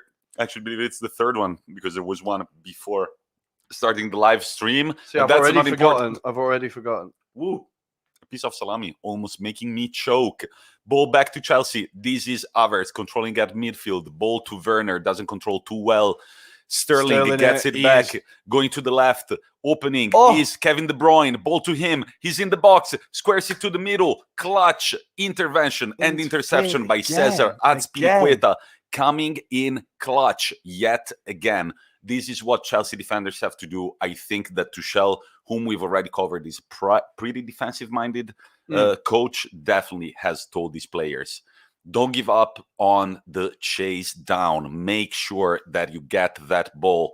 And that was very, very important. Foden was waiting right in the middle. A lot of those slide tackles coming in to clear the ball away. Cheers to you guys. God bless football. If you're Chelsea fans, know that I'm on your side while Ruairi is on the wrong side. He's an Arsenal fan, but tonight he's got to think for City. I just don't want... when Arsenal weren't the first team in London to win the Champions League, I thought, okay, but we'll be the next one to win it. And since then, Tottenham and Chelsea have both got to the final, and it's looking ever increasingly we're not going to be the next team in London to win it. So I would prefer City to win it so that we still have a chance to be the next team in London to win it. And Chelsea don't go too clear ahead of us. Chilwell picks up the ball at midfield. Right now they're starting from the back again. The pressure from City here is outstanding. Yeah. Unbelievable pressure. Ball to Havertz. Havertz is ready to go towards the middle. He sees an opening. Ball. It's Chilwell. Great ball. Tries to square it to Werner. He had a lot of space. Maybe could have done a little better there. Interesting. That was a great pass. Like eye of the needle stuff to switch to the other side of the field. Chilwell should have done better. Right now, Kante distributes to James on the right. Ball in the middle. It's Timo Werner. Timo Werner. Again to James. Ball in the middle. Kai Havertz tries to get there, but it's John Stones in the middle, clearing it out of trouble. It's Rudiger now. Rudiger playing very high for a center-back. Thiago Silva opens to the left. It feels like they look for Chilwell quite a bit. Yeah, they know that he's one of their key offensive outlets. The pace on him and his delivery. Great control by Maretz. Walker on the right wing. Walker down here. I'm sure it's nothing too serious, but by knee in the calf, it looks like. Yeah. How crucial has been Jorginho for Chelsea in these years? I think people underrate him as a player. I think he's not like a player that gets you assists or goals, right? Apart from the penalty spot. But I think he's someone who just dictates the play so well and keeps the ball moving. His passing accuracy percentages are always through the roof. I think a lot of Chelsea fans slag him off, but I think they would miss him if he went. I think Kante is like much more, dynamic and does more. But I think Jorginho, what he does very well. And I think last summer Arsenal were linked to him, and I thought I can think of worse players to have than Jorginho. I'll be honest, I would be pretty happy. That doesn't happen very often. Very underrated. Very underrated. Doesn't happen very often that a player is linked to Arsenal, right? No. Or in the nose tend to keep their head down. They're not very vocal on Twitter, thankfully. It's quite a peaceful place at the moment. The one today was, of course, Sterling and Mahrez both coming to Arsenal in a joint deal. Just to get our hopes up a little bit. And Hakimi as well.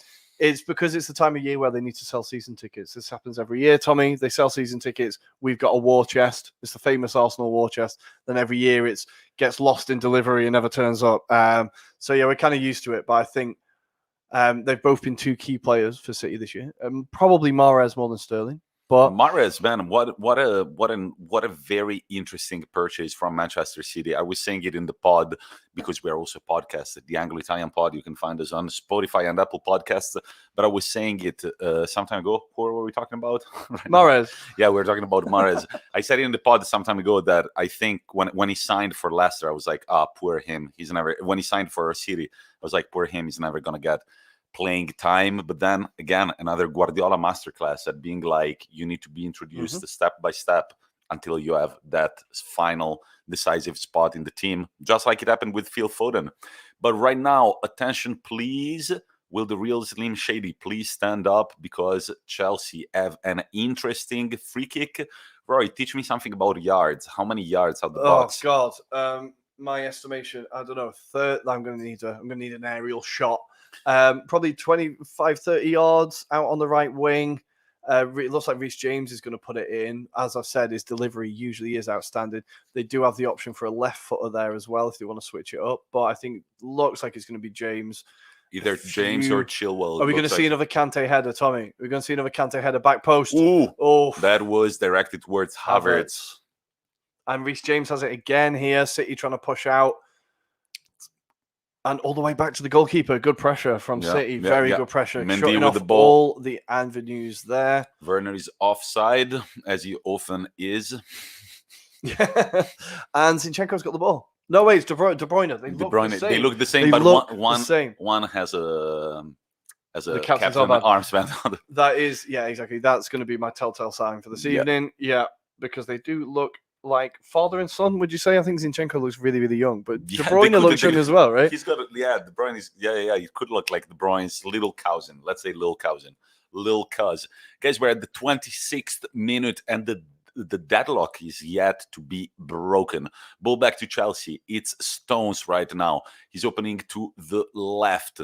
Ball to Ruben Dias. He looks for De Bruyne. Ball to the left to Sterling. Sterling tries to run away from Reece James. He manages to do it, but Reece James once again shutting him down every time. To the haters, calling him Obese James, which, however, I have to say is a great nickname. Obese, we are very good at it. Spelled O-B-E-E-C-E James, but Obese James with his big butt looks very in control tonight. I think we are quite good at nicknames in the UK. Yeah, it's quite an interesting story that he used to be like. It makes me respect him a lot more that he was kind of like the large kid at school, and now he's playing in a Champions League final. You know, it makes me feel especially lazy for having a big goal. De Bruyne breaks through, ball to Foden, and again a Chelsea player Rudiger, coming in bang. with a slide. Rudiger, that fist bump to the keeper. Boom. Incredible. That's beautiful to see. Let's go, Chelsea. Let's go. I'm calling it. That with his shin, that was Rudiger. Yet another talent from AS Roma, sold by very little money. Werner controls the ball out of play. Sounds like you, Timo. We still love you, buddy. Guardiola giving directions to his players. We're going to look at the opportunity again. Foden is all alone in the box in front of Mendy. He knows that was a big chance. That was a big chance. Rudiger recovers. Textbook recovery from the German centre-back, whom I remember the first time I told my grandma. She looked at the screen and said, German? And I was just like, yeah, grandma, times have changed, luckily. But I understand for a woman who who was born in 1927. There you go, mate. We've managed to get 27 minutes before we started mentioning the Second World War with the German. I think we've done quite well. It's fine. It's 28 minutes. 28 minutes. It's fine. And they're just going to drop it. This isn't like me, but I'm just going to drop it. I'm going to drop it at the right moment, exactly where it needs to be dropped. The ball comes back to Mendy now. Guys, I see from far away, we only have a computer filming us, and it's very far away. I see that we've got double-digit viewers. If you haven't done it, do it right now. Text a friend and tell them that two handsome guys, I'm going to move away from the mic so you can see. Look at them. They're also very funny, and they're commenting on the Champions League and final. Also very humble. Should we say also humble? Very humble. Yeah, okay. They're drinking on Gatorade. That's why maybe they're a little bit loose right now. But it's a good final. I'm enjoying it, and I'm enjoying what we're doing. It's been good so far, right? I think it's not. Yeah, it's been lively. Both teams kind of getting their odd attack. I think we need a goal. We need a goal, Tommy. We need a goal. We haven't had any clear-cut chances like that. That should have been a clear goal. Werner maybe one, but the side netting was a difficult shot. I think there's been a few opportunities, but no, the Ederson save was very good. That looked like I think the nightly notable so far is Chelsea's defensive-minded mentality right now. Their interceptions have been incredible, and their shape at the back. They're keeping that line very well. They know what they had to do with City. They know. Looks like they've been given their role. Ooh, Mahrez trying to take the time from Chilwell. He goes past him. Ball in the middle. Riyad Mahrez is a little late. Ball to Reece James. Long throw. Looking for well played. Havertz. Good header. Now it's Timo Werner. Picks up a foul. At midfield, no, he doesn't. Gundogan distributes to the left. It's Raheem Sterling. It's in front of him. Cesar Azpilicueta intercepts the ball. Mendy says, Chilwell. Chill, bro. Chilwell. I like that last name. It's like, I don't always chill. I do it well. Sterling My name is Chilwell. Should have looked at the pass there, maybe. Yeah. It's opening up. Rory, who do you think is more looking forward to halftime, Man City or Chelsea? I think Chelsea a little bit more need halftime a little bit more at the moment. I feel like City is starting to push a little bit. Maybe Chelsea will be looking for halftime. But we've seen they've been so vital on the break. I think we need a goal first half. I really want to go first half so that the other team definitely has to come out second half. We do not want a repeat of Manchester United, Villarreal, unless it definitely goes to penalties. Unless they can guarantee it goes to penalties. Do we have enough beer, Rory? I'm starting to get worried. We will have to check at halftime. That's a very good point. Yeah. That's a very good point. Why are you looking outside the window? Are you hoping for like a pigeon to deliver beer? Is there beer outside the window? There's no beer. Guys, I remind you that if we're not answering to your messages in the chat, it's because Rory is the only one looking at them from his phone. I'm right trying now, to answer when I can. Timo Werner on the right again. He's been looked by his teammates quite a bit. Havertz together with Kante, they created a beautiful little triangle. Ball to James and now back all the way to Thiago Silva. Thiago Silva passes it to Cesar Azpilicueta on the right. Intercepted by De Bruyne. De Bruyne looks for Foden. Foden. He's kept hold of it. Free kick. Ooh, Free kick. Yeah, free kick. That was nice by De Bruyne and Foden there, winning the ball back, keeping hold of it, drawing the foul. Phil Foden. Let's see what he can do. Right now, it's De Bruyne. De Bruyne showing strength, but Kai Havertz recovering all the way to defense to give his help to the team. Timo Werner tried to dribble a person. That was almost beautiful. He took it both sides of him, but then looks lost like it. a lot of things that he always does. Almost beautiful. A biography. So close, Timo. So close. Almost beautiful. That's a great name for a biography. It's like you kind of know the ending already. Ball back to defense for Chelsea. This is Thiago Silva looking for his captain, Cesar Azpilicueta. Cesar Azpilicueta, Rory, I don't know if you've got time to check right now, but we would have to look how many appearances for Chelsea.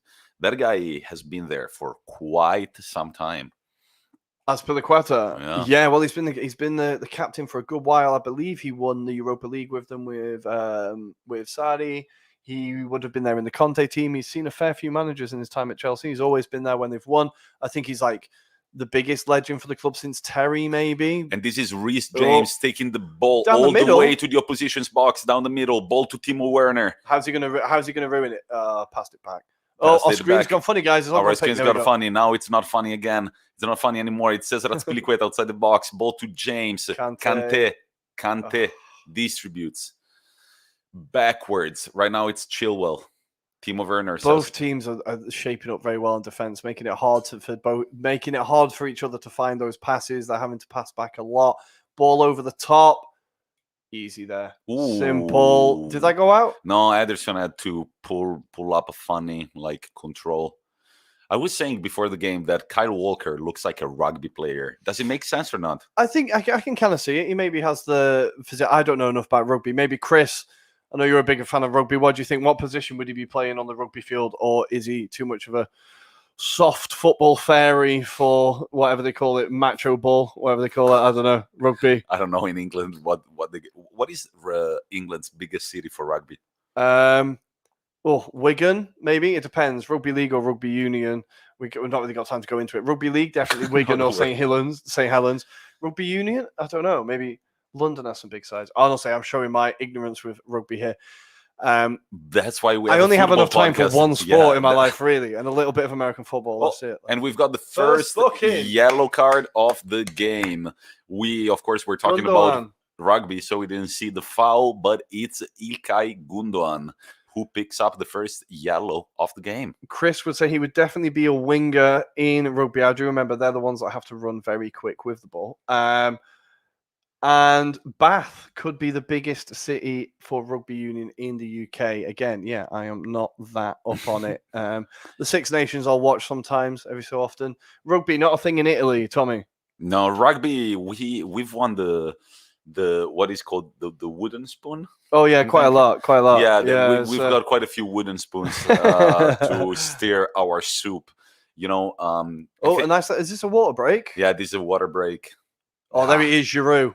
Football fairies, right? I think that's the first shot of Giroud. The first shot of Giroud. Guys, maybe. Shall we have a poll? Is Olivier Giroud the most beautiful man to have ever walked on a footballing pitch? I'm going to say yes. Rory's going to say yes. Is he one of the most underrated forwards? I'm going to say yes. Yeah, Rory's I think he gets a lot of stick, right? He gets a lot of stick. Imagine waking up every morning, you look at the mirror and you're fucking handsome. Then you go to training and you score goals on deck.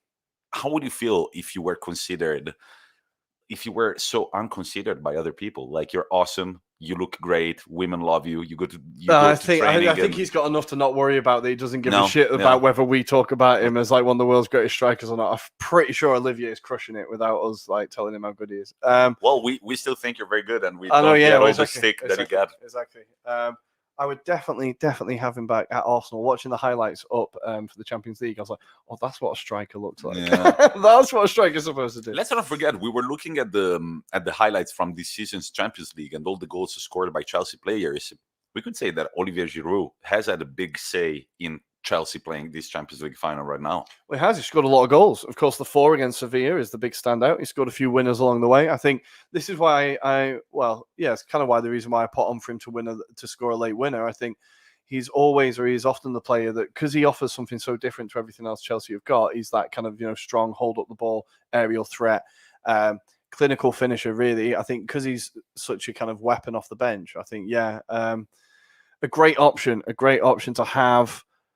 But I think it could be his time at Chelsea. I think they're not really keen on keeping him. I think no. I get the feeling that Tuchel has got his own ideas. I don't know whether he wants to replace him with Abraham, but there's rumours that Abraham could be going as well. I don't know. Oh, there's a break here. Kante, the most loved man in football. On your right. On his right, it's Kai Havertz. Cuts Goes inside. to the middle. Ooh, cuts inside, but is intercepted by, I believe, Mr. Zinchenko, who then tosses the ball upfield, but it's intercepted by Rudiger. Ball back to Man City at midfield. It's in Ilkay Gundogan passes it to De Bruyne on the right, can open to the right. He does. It's Riyad Mahrez, gets the ball. There's no one in the box. Foden is opening the box. For a second, he was crossing the middle. Mendy, comfortable save, bounces off the ground, and the Chelsea keeper can tell his teammates, dudes, it's all good. Relax, take your time. We are at the 37 minutes and 22 seconds. Here we see again Zinchenko with a vital interception. We've seen that from a lot of Chelsea players. It looks like Silva is injured. He's going to be taken off. That could be a big blow for Chelsea. Second Champions League final in a row for legendary Thiago Silva. That is not what he wanted. You can see that means a lot to him. He definitely knows that his game is over. I think I didn't notice if he took a knock early doors. It must have been off the ball, maybe. But who would have said it that praying to God before a game doesn't prevent you injuries? Kicking him in the balls for now. In the hands of God. Oh no, he's taking. I'm just surprised. He was praying before the game, and God didn't listen to him. That doesn't happen often, does it? God damn it, God! I feel like he's landed funny on his ankle there, maybe, or was it a funny landing? Little makeout sash with Reece James. Oh, that's a big blow. A Bakey-looking fan is cheering him on. Of course, weed's legal in Portugal, right? I'm pretty sure it is. Weed's legal in Portugal. Weed's legal in Portugal? I'm pretty sure it is. Why are we living in Italy still, man? Oh, that's a very good point. By the way, we're absolutely against weed legalization. Christensen coming on for Thiago Silva. All right, Christensen is he's been in the game for quite some time, but he's never been that good. I don't think Chelsea fans trust him that much. Okay, why? Is there a history? I think he's a fairly solid defender, but a touch wood for you Chelsea fans. But I think he is prone to the odd, like his defensive positioning sometimes can leave a bit to be desired, and he can be caught out. That is a big miss for Chelsea. I think that could be a big moment. Thiago Silva with his maturity at the back and his experience. In our latest episode 54 of the podcast called The Decanio by a Country Mile, we interviewed the Italian player who's made a career for himself in Scotland. His name is Raffaele De Vita, and he was also part of a final that he couldn't play because he was injured. And he did say that was one of the moments in the interview when he really looked kind of shook. He was like, I played the whole season with them. I was a starter, and then I couldn't play the cup final. But now it's Chilwell on the left, opens to Werner. Ball in the middle is cleared. Not a great control by good old Timon. Was that a nutmeg? I think that went through his legs. Azpilicueta. Man, I like Azpilicueta. Azpilicueta is a player that I really like. Like, he's always been doing his job, and I don't recall ever him doing something absolutely ridiculous. Like, maybe a few red cards against Arsenal, I believe. He gets a few silly red cards. His temperament can be a problem, but he's been one of the better defenders in the Premier League since across his period there. Beautiful play by Chelsea on the left flank. It looked like they could break there, but they didn't. Switches it. The ball switches to the right flank. Beautiful pass from Chilwell to Reece James. Puts it down. Looks for Jorginho at midfield. Back to Rudiger. I like how Rudiger, of the three centre-backs, is the one that tends to go a little higher. Yes. He does have a bit more license to push forward, I think. Well, his passing is very good. I think he's another player that under Lampard, people were starting to doubt him, but under Tuchel, he's definitely become a bit more solid and a bit more of a consistent performer. So I think he's been really key for Chelsea in this run to the final. By the way, guys, Silva, he looks so gutted. You don't want to see that, do you? Yeah, you don't. Oh man. Yeah, he's covering his face right now. By the way, guys, I confused Mason Mount and Timo Werner quite a few times. I was just checking their shirt numbers again. The thing is that body-wise, they kind of look similar, and 11 and 19 are not that difficult. That easy to distinguish from the quality that we have on TV. Well, my eyesight's terrible, mate, so I'm relying on you to do it. Don't worry. Rory, I've got a question for you right now as we come into the finishing minutes of the second half. In a lot of countries like Italy and the United States, Chelsea and Manchester City are seen wrongfully as similar clubs that didn't have that great of a history. A millionaire owner came in and they started making a name for themselves. But I know that there is a bit of difference, especially from the fans' point of view. One of the two teams has always been supported throughout. The other ones were kind of no ones until recently. Oh, which one's which? I don't know. I heard that Man City fans are like, they always showed up when they played in League One. Oh my God. This is a great break. Kai Havertz has got the goal. It's the first goal of the Champions League final. Kai Havertz. He's in our five-a-side footballing team. That was a sudden break from Chelsea, who take the lead. What a great time to score, thanks to Kai Havertz at the 42nd minute. Tuchel, his fellow countryman from Germany, celebrating as Ruben Dias tells his teammates to go on, to keep playing. That was a beautiful, beautiful goal. I feel like there was an interception by Ederson, but Havertz still managed to keep it there. Let's see. It was a long pass from Mendy. That came from nowhere. My God. Looks for Chilwell. Ball to Mount. That run from Mount Havertz. In the middle to Havertz. Under the keeper. Under the keeper. This is Zinchenko's fault, man. Zinchenko was a little late on the Havertz coverage. And Ederson got his hand to it as well, but just not enough. But I think he got his hand on it outside the box, and Chelsea take the lead. They might as well be on the way to their second Champions League ever. I've said it before. City have come from behind in both the semi-final against PSG and against Dortmund.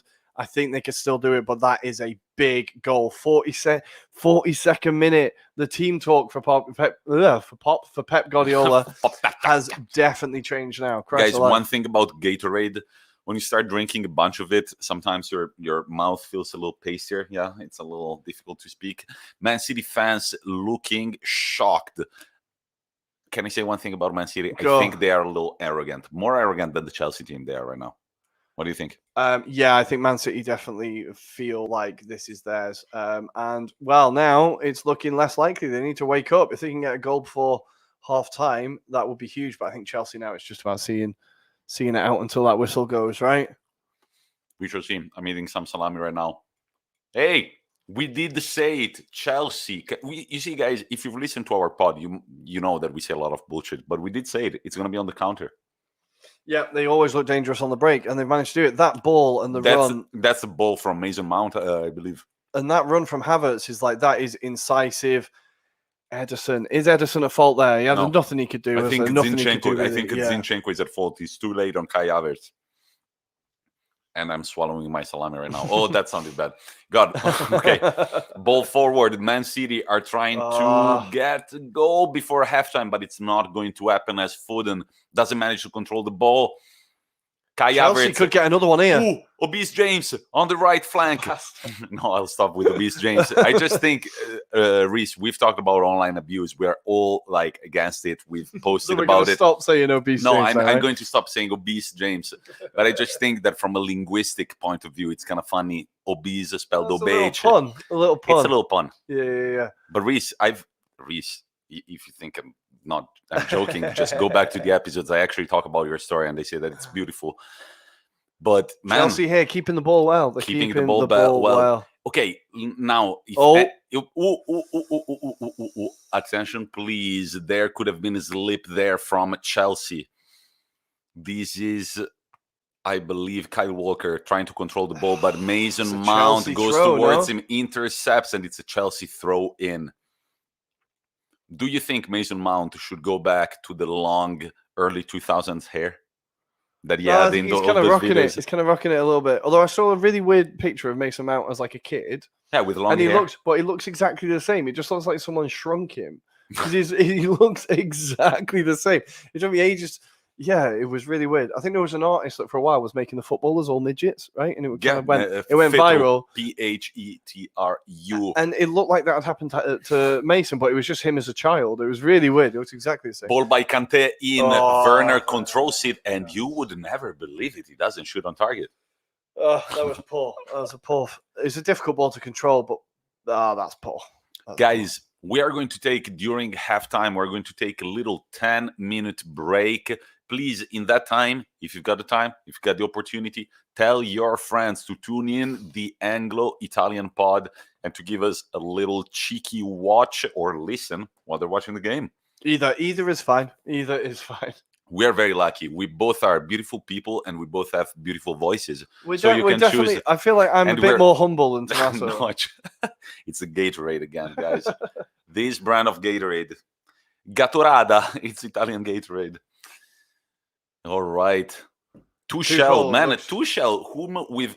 Oh, and this is a good question. What do you make of Sergio Aguero constantly on the bench in the last Champions League games for Man City? It's a weird one, but I think because Guardiola knows that for next season they're not going to have him, I think he's just trying to get the system ready for next year as well.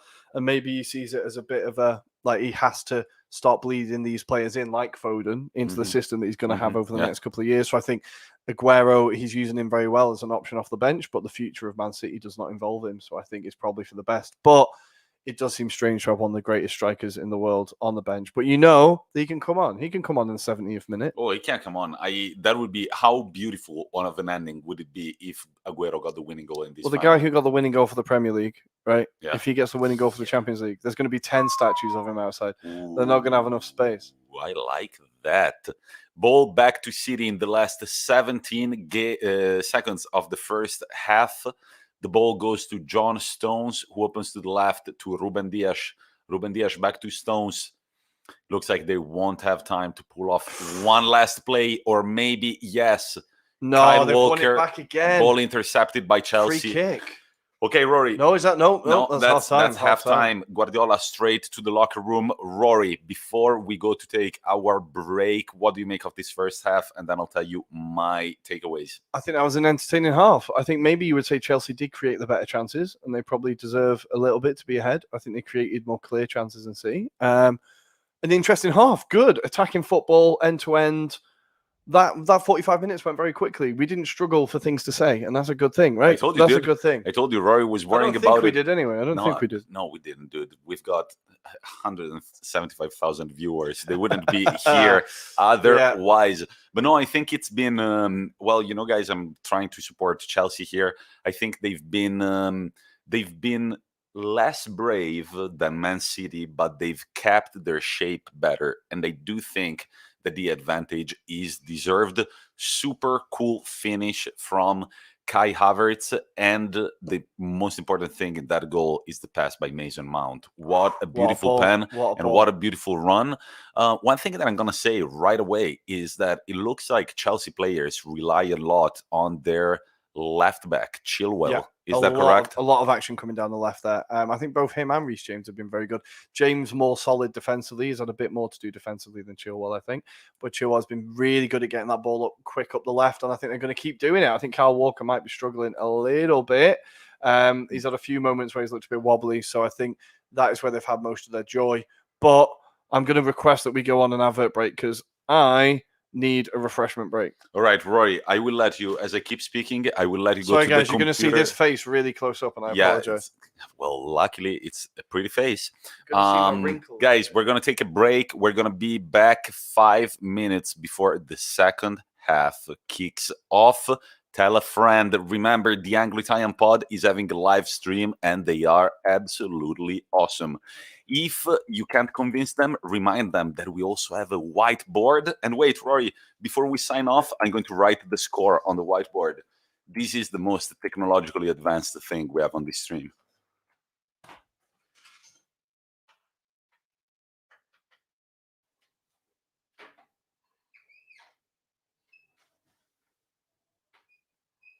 Now it's official, guys. Beautiful. We will see you after the break.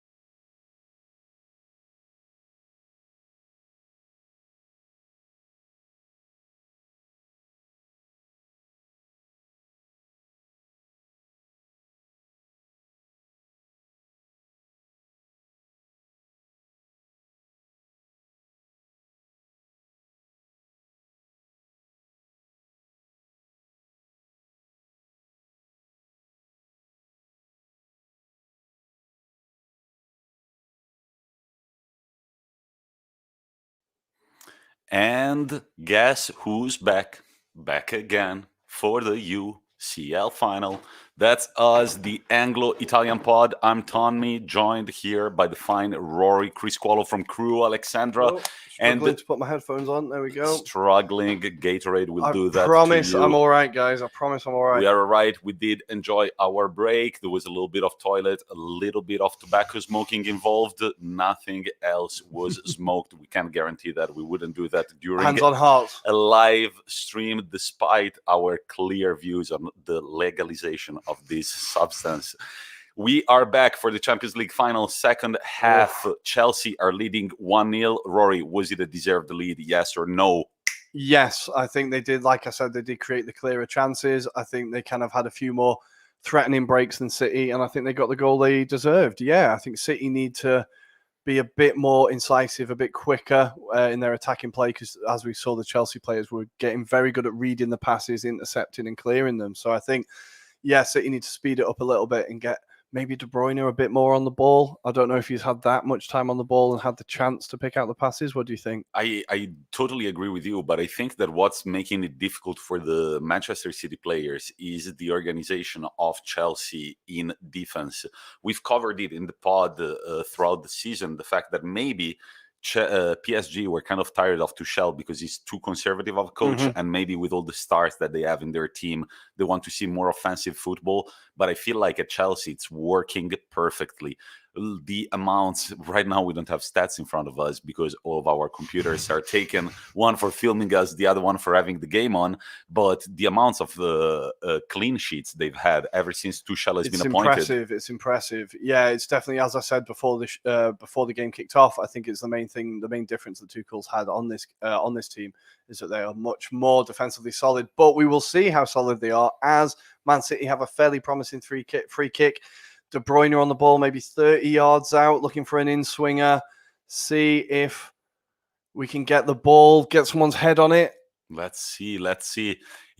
Everything looks ready. Ruben Dias going around the defenders right on the line of offside. Bernardo Silva is in the mix as well. John Stones. The ball is intercepted quite easily by N'Golo Kante, who has all the time to just nail it against the City player and get a throw from the goalkeeper. Guys, we kindly remind you right now that you can find us on Instagram at Anglo-Italian Pod, on Twitter at Italian Anglopod, and you could also tell a friend to watch the stream, right? Why not? Annoy your friends. We annoy ours so you can annoy yours. Get them all on. Let's do it. And also, we've gotten, during this live stream, we've gotten our first online abuse, and it feels like we've been christened. Ruairi, what was the comment that we received? Who are these retards? And I would just want to say thank you for whoever that comment was. I feel like it's a rite of passage on the internet. We've now gone through it. And we've been waiting for it since the beginning. I wonder if it was my dad. Maybe it was my dad. I feel like, come on, Dad. No need to do me like that. With a burner account. Yeah. The second half is looking quite scrappy as of now. It looks like everything is being played at midfield. Right now, it's City with the possession. They're trying to find their shape outside the box. But again, Chelsea are looking very snug. And this is N'Golo Kante intercepting the ball yet again. Werner tries to get it, but it's Zinchenko who can run across the midfield and pass it on the right to Bernardo Silva. Bernardo Silva should have passed it maybe there to Kyle Walker, but he didn't see him. It's Eli Gundogan right now. It's Walker again on the right flank. Bernardo Silva. It's Kai Havertz on him. They're waiting for that pass. It's just not coming out. Look at Chelsea defending with a... That's too easy. With a 6-man line. Wow. I love to see that. Being an Italian, despite wearing a Senegal shirt right now, I do love a very defensive-minded team. Comfortable save by Eduardo Mendy. Chelsea can restart from the goalkeeper. Reece James. Chris has said, time to get Aguero on. What do you think? I would look, if you've started, I think right now, after 4 minutes, you haven't made a substitution at halftime. I think Guardiola can afford to wait another 10 minutes until the 60th, I think. See how the game's going, see if they're starting to create some more chances. If not, then yeah, maybe it's time to get Sergio on. Give them that focal point and that focus up front to aim for. At the moment, they've not really got someone up there that the ball's sticking to. So maybe Sergio Foden with a bit of pressure there. putting Mendy under pressure, nearly getting it. Always seems close with them. Diaz getting, Walker with a sloppy header, but Ederson is there to collect it. Ruben Diaz looking determined there, trying to order people around, trying to get people organised. Would you like to see the penalty shootout just because of the Ederson rumors? You're going to jinx it. You're going to jinx it, Tommy. I always love a penalty shootout when your team isn't involved. But I would worry about extra time. That's a lot of talking, guys. James, ladies and gentlemen, Sterling on the ball on the left flank. Reece James doesn't mind sliding yet again and putting it out of play. I believe Reece James, best player in the game so far. I think he's definitely got a shout for it. He has not given Sterling anything today. Every time Sterling's got anywhere near the ball, James has been there to block him, intercept him, and turn over the ball. Really impressive performance from Reece. Really impressive. This is what we wanted. This is what, for ahead of a Euros, stepping up on the big stage and proving your place. It's great to see. Chelsea fans will definitely be thankful of it. You know what would be great, even though you're backing seed in this final, N'Golo Kante with the Champions League, buddy. I said it early on. He would be one of the players I'd be most happy for in the Chelsea team if they did win it. Of course, him and big Ollie Giroud, I would be very happy for. Baby. But that would be overpowered by the sense of shit. Chelsea have won a second. Ollie Giroud will have won everything at that point. He's won the Europa League. He's won the Champions League. He will have won. He will have won the Champions League. Maybe he's won the World Cup, but not the Euros. He's won the Premier League. He didn't win the Euros, and he never won Serie A. Did he win the Premier League? Maybe he hasn't won the Premier League. No, I don't think he has. He did. He wasn't there under the Conte team, was he? He wasn't. I don't know. That was the last time they won. No, that was the last time. I don't know. This is the beauty of not having stats in front of us. I'm sure somebody can tell us. Tackle on Kevin De Bruyne. Damn, Chelsea coming in clutch with the interceptions, with the tackles. This is what we love to see. Ball back to Rudiger. Chelsea dictating the play yet again. They look comfortable, man, with this result. And despite, we reminded, Thiago Silva being forced out in the first half, it looks like Christensen has been doing a pretty good job. Right now, we're on the opposite side of the pitch. It's Timo Werner. Back to Mason Mount. Back to it's been blown. No, has it been blown for offside? I don't know what was given there. Nah, an offside, I believe. Or a Kante foul. Oh, they gave it now. That was a great tackle. They gave an offside. That was a great tackle from Kante. We talked about it earlier. Snatched the ball from Kevin De Bruyne. Right now, it's John Stones trying to build the play from the back. A little touch to Foden. Foden dropping low. Very deep there. He needs to start. This is it. The players are being forced deep to come and collect the ball. They're not really getting it given. They're not getting it given to them in the right places. But this is a City of building now. De Bruyne on the ball out wide. Intercepted. Reece James intercepted. Tries a long ball for Werner. Doesn't manage to get it. Ruben Dias. What a player. Sliding in at the exact right time with his right foot. Beautifully done, Ruben. Also, beautiful haircut, always in place. Zinchenko managed to fluke his way through, but no free kick. He was looking for it there, I think. He was definitely looking for it. He's getting a few of those marauding runs, Zinchenko. He's starting to pick the ball up and move forward a little bit more. I think he's had some instructions at half-time to be a bit more proactive on the ball. De Bruyne is looking a bit frustrated. And Guardiola Chris has said his face is starting to go red. Are we about to get the full De Bruyne? Well, as we've covered on the pod before, the moment his face turns the color of his hair, that's the moment when the opposition team should start worrying about him. The crazy Belgian man. I say crazy, it's not the right adjective, but he's another foul. He's hands down the best midfielder in the world. Giving away stupid fouls here. That was an unnecessary one, I think. And this is a chance for Chelsea to get the ball in the box again. That's a stupid tackle. That is a stupid tackle. It's reckless. Remember that Gundogan has already got a yellow card. He has. Kai Havertz on the ground, giving his team time and space. Who's going to be on the ball? I believe Chilwell. Chilwell probably going to put the ball in here. Chelsea fans are looking excited. Yeah. It might be Mason Mount. Again, guys, I'm apologizing. My eyesight is pretty terrible. It's Mason. It's good old Maze with the number 3. Oh, no, that's not his number. That's a sponsor. Sorry. I was going to say with it. Yeah. That's a mistake. Mason Mount, ball in towards nobody. Not really. Cleared. They need to push out here. They need to push out. Foden Kante, running as if it was his last sprint on the pitch. Kyle Walker is just gonna walk it out of play. Ball to City as we are at 45 minutes and 56. 54. 54 minutes and 59. 55 minutes and 1, 2, 3, 4, 5. Who are these retards? The guy helping you to synchronize your stream to our commentary. Not as stupid as we look, guys. Maybe. Not as stupid as we look. Maybe. And Kevin De Bruyne is on the ground right now. He looks in pain. And Rudiger is on the ground as well. Rudiger already with the mask.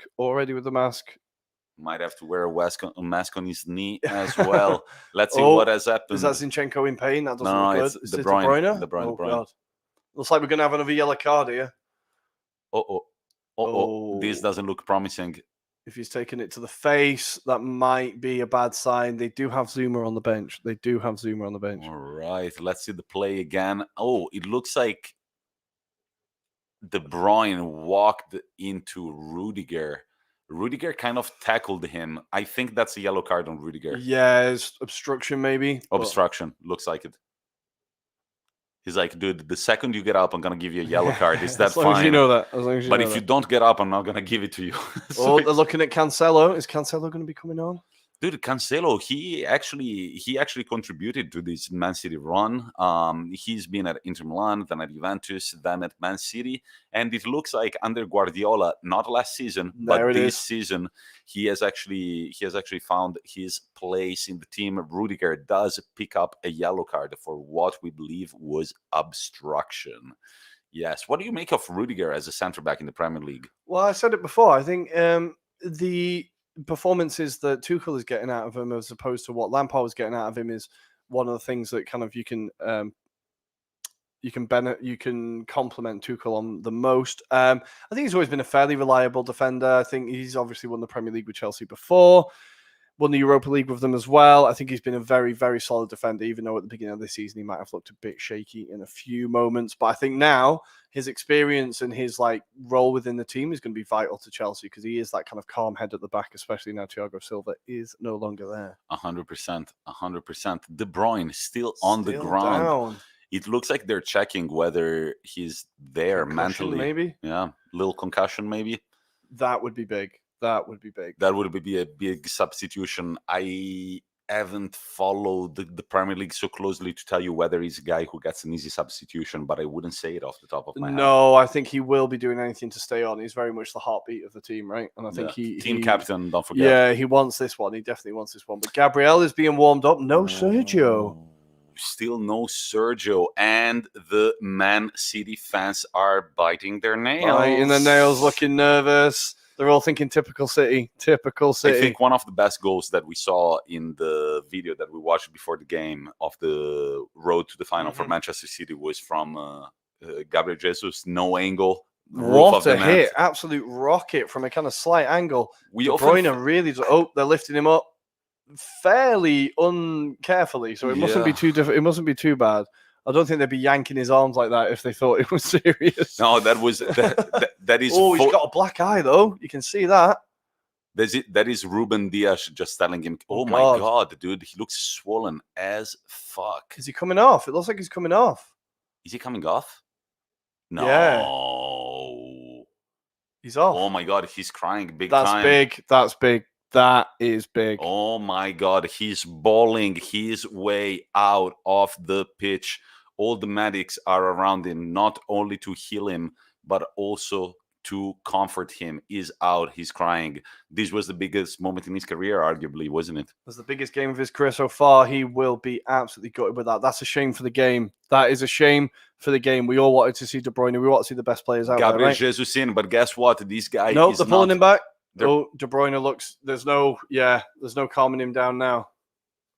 Gabriel Jesus has come in for Kevin De Bruyne. Massive moment in this Champions League final as Raheem Sterling picks up the captain armband from a teary Kevin De Bruyne, who is about to leave the pitch. He looks in absolute distress. If That's you were not what you want to see. if you were a Chelsea fan, what would you think of this moment? Well, as much as you would undoubtedly be hoping that he's okay, you would be fairly relieved. Oh, fairly relieved that he was off the pitch. Man That City makes City appeals a lot for a less dangerous. handball. VAR are going to have to look at that, really. Oh my God, Sterling, the new Man City captain, surrounding the referee as the ball is comfortably picked up by Edouard Mendy for the Blues. The ref is signaling that it hit his T-shirt. I'm not sure. We'll have to look at that again. Let's see that. Nah. No, that's his chest. That's his chest, no? I don't know. I don't know about that, but it looks like VAR is going to be involved. Potential penalty check. What does it mean, potential check? They might check it or they are checking it? Potential check. What the fuck does that mean? Potentially, I'll check if that was a handball or not. If you're lucky, I'll check. If that it's was still going on, guys. It's still going on. What is this? Yeah, potential check over, guys. Check over. No penalty. I guess it's not a penalty. They potentially checked whether they potentially checked it. Don't forget, Rory and I are English teachers. We love a little bit of Phil Foden shooting from way beyond the box. He's still justifying himself to the players. Still justifying himself. The players must be giving him all sorts of abuse out there. It looked like it hit his chest first, then his arm. I think that's the difference, right? I don't know. Let's see what people are saying on the comments. Yeah, I'll let Rory check the comments. Guys, if you're online right now, why don't you tell your girlfriend, your ex-girlfriend, or your best friend to also follow our live stream? We are having a jolly good of a time. We are right now at the 61st minute and 20 seconds, 22, 23, 24, 25, 26, 27, 28. This was all for our friends who are trying to synchronize our commentary to the game. Ball back to Man City. Right now it's Ederson distributing it to John Stones, running towards midfield. Chelsea, again, look the way they're defending. They have already got a five-man defensive lazy line. Pass as well. Lazy pass there. And Christian Pulisic is warming up, or at least it looks like it. What could Pulisic change in this game? Well, he brings more direct runs, late runs into the box to get onto balls. Dribbling, good shooting. We know he's a player that's very dangerous. He's a player that the City defense will not want to be seeing. We've had a few comments. Chris saying, if KDB goes off here, it's gone for City. What do you think? I think it's absolutely massive. He's arguably their best player. I think not arguably. He is their best player together with Phil Foden. First time pass, intercepted again. But again, Reece James, and right now it's Kai Havertz running. Back to Reece James. Kante playing kind of number 9 in this moment, going back to midfield. Right now, it's Jorginho distributing a bit back to Christensen. It's Cesar Azpilicueta. Easy pass to Jorginho. Jorginho looks for the Mason Mount run, but good header from Kyle Walker, who has been everywhere on the pitch. I have to say, one of the standout players for Chelsea has been Kyle Walker. I think he's been very composed, and he's been all over the Chelsea players. I feel like there's a few moments he's been caught out, and we've not really seen him get forward yet. But yeah, he's had a few good moments, a few good interceptions. They just need a bit more attacking vigor here. It's all a bit too slow. As Steve said, a bit too predictable. What do you think is a good change that Chelsea? I think that Man City need to change their lineup. This is not working. They need to really change, sub in a player for another position, I believe. I don't know. They've got to give it a bit. Oh, who's coming on here now? Fernandinho, it looks like it. Fernandinho, number 25. He's going to substitute number 20. I believe it's Bernardo Silva. The first Portuguese off the pitch. He rushes off. What do you think of the substitution? Wow, it's more defensive-minded than it is offensive-minded. A creative player bringing on Fernandinho short at the midfield, but I suppose with Jesus coming on for De Bruyne, you've got a bit more of a striker. You can shuffle things round, put Foden and Sterling either side of Jesus now. Yeah, I was saying Manchester City need a lineup change, but they already have changed with De Bruyne coming off for Jesus. As you were saying, guys, it's the Gatorade making us forget. What do you think of this Italian Gatorade? Not bad, right? Yeah, it's pretty good. It's pretty good. It definitely gets the job done. Whatever job it is it's meant to do, it gets it done. Commentating on a live game without feeling embarrassed or offended if somebody calls us retards. That's what it does. We honestly was like, dude, somebody called us retards. And I was like, really? Has it happened finally? God damn it. Yes, somebody being honest. Because so far, only we had called ourselves retards. I think. Yeah, well, not only us. We're the main ones. Beautiful pass from Foden towards the left flank. It's all a bit too slow for by City. Zinchenko. This is not the way City want to be playing their Champions League final. They are absolutely caged up. They have no spark up front. It feels like Chelsea are really not giving them any space. This is a very interesting ball for Kai Havertz, who manages to control it, leaves it to Timo Werner. Timo Werner, back pass, nice, controlled the ball. Chilwell goes back to Rudiger, goes back to Christensen. Christensen stands the pressure from Gabriel Jesus. It goes all the way to the other flank, and it's going to be a thrown in, but the referee is talking to somebody. Looks like he's telling Fernandinho, yeah, shut up, just go there. Tommy, we've had a question from the Hopeless Wanderer. Will we be doing Europods? We're going to in some kind of way, right? Yes, I'm single. No, sorry, what was the question? Look, guys, this is going to be, it's a tricky one. We've discussed it with Ruairi earlier. Of course, the plan was to do a proper Euro show in which we would come on and actually do live commentaries of the Italy and England games. Unfortunately, we had a plan with a sponsorship maybe that was going to be working, that was going to be helping us with this project. We didn't manage to get that done. It was still an interesting chat that we had with these people. We're going to discuss another partnership. But what did this mean? It meant that both Rory and I are teachers, and in the summer, we need to work at summer camps. So Rory eventually found the summer camp in Milan, correct? Yeah, exactly. While I found one for the month of July in the Alps. So I'm going to be gone for the entirety of it. What does it mean? Rory is still, since he's in Milan with all the setting, the equipment and everything, he's still going to do Saltuary pods. I will come on whenever I can, but this means that there's going to be room for guests. So Hopeless Wanderer. I haven't asked them yet, but yeah, Hopeless Wanderer, Tom, a few people that have been on the pod before, maybe get a few new guests. Even people who are watching us right now for the first time, you are welcome to come in. It's going to be a little more Saltuary, I think, because it depends also on your working times and everything. Definitely. But I guess you can tell the listeners about that. Yeah, it will be kind of semi-regular, I suppose, just round up of the match days, get a few people on, chat about their national teams. But you have all that to look forward to. But for now, Tommy, we've got another City free kick. The Chelsea fans look nervous, waiting for City. Still haven't created a chance this half yet, really. Let's see. It's Zinchenko with the kick in to Ruben Dias. Doesn't manage to get there. This is slipping away from City. I can feel it slipping away from City. There are 22 minutes left in this game, and guess who's scratching their shoulder? It's Mr. Pep Guardiola. He looks a bit worried. Let's start a bit of a conversation before the game is over. If he doesn't win it, what does it mean? It means he can only win it with Messi, right? Is that what we say? I guess that's what the detractors would say about him. I think, look, the fact and we're all called in this very early, which is unlike us, but the fact he didn't win it with Bayern, and if he goes on to not win it with City, I think questions would start to be asked. No, the fact that this is Foden. This is one of those moments, but Christensen manages to stay on, and the Cesar Azpilicueta, the Chelsea captain, manages to zip in the way of a pass yet again. Brilliant play from Foden. He was falling down, and then it's Cesar Azpilicueta snatching it from Gundogan. Right now, it's... Oh, that's a poor first touch. That's Kai Havertz. He's going for it, and that's going to be a foul. That's not a free kick. That's not a free kick. That was shoulder to shoulder. Shoulder to shoulder? Definitely.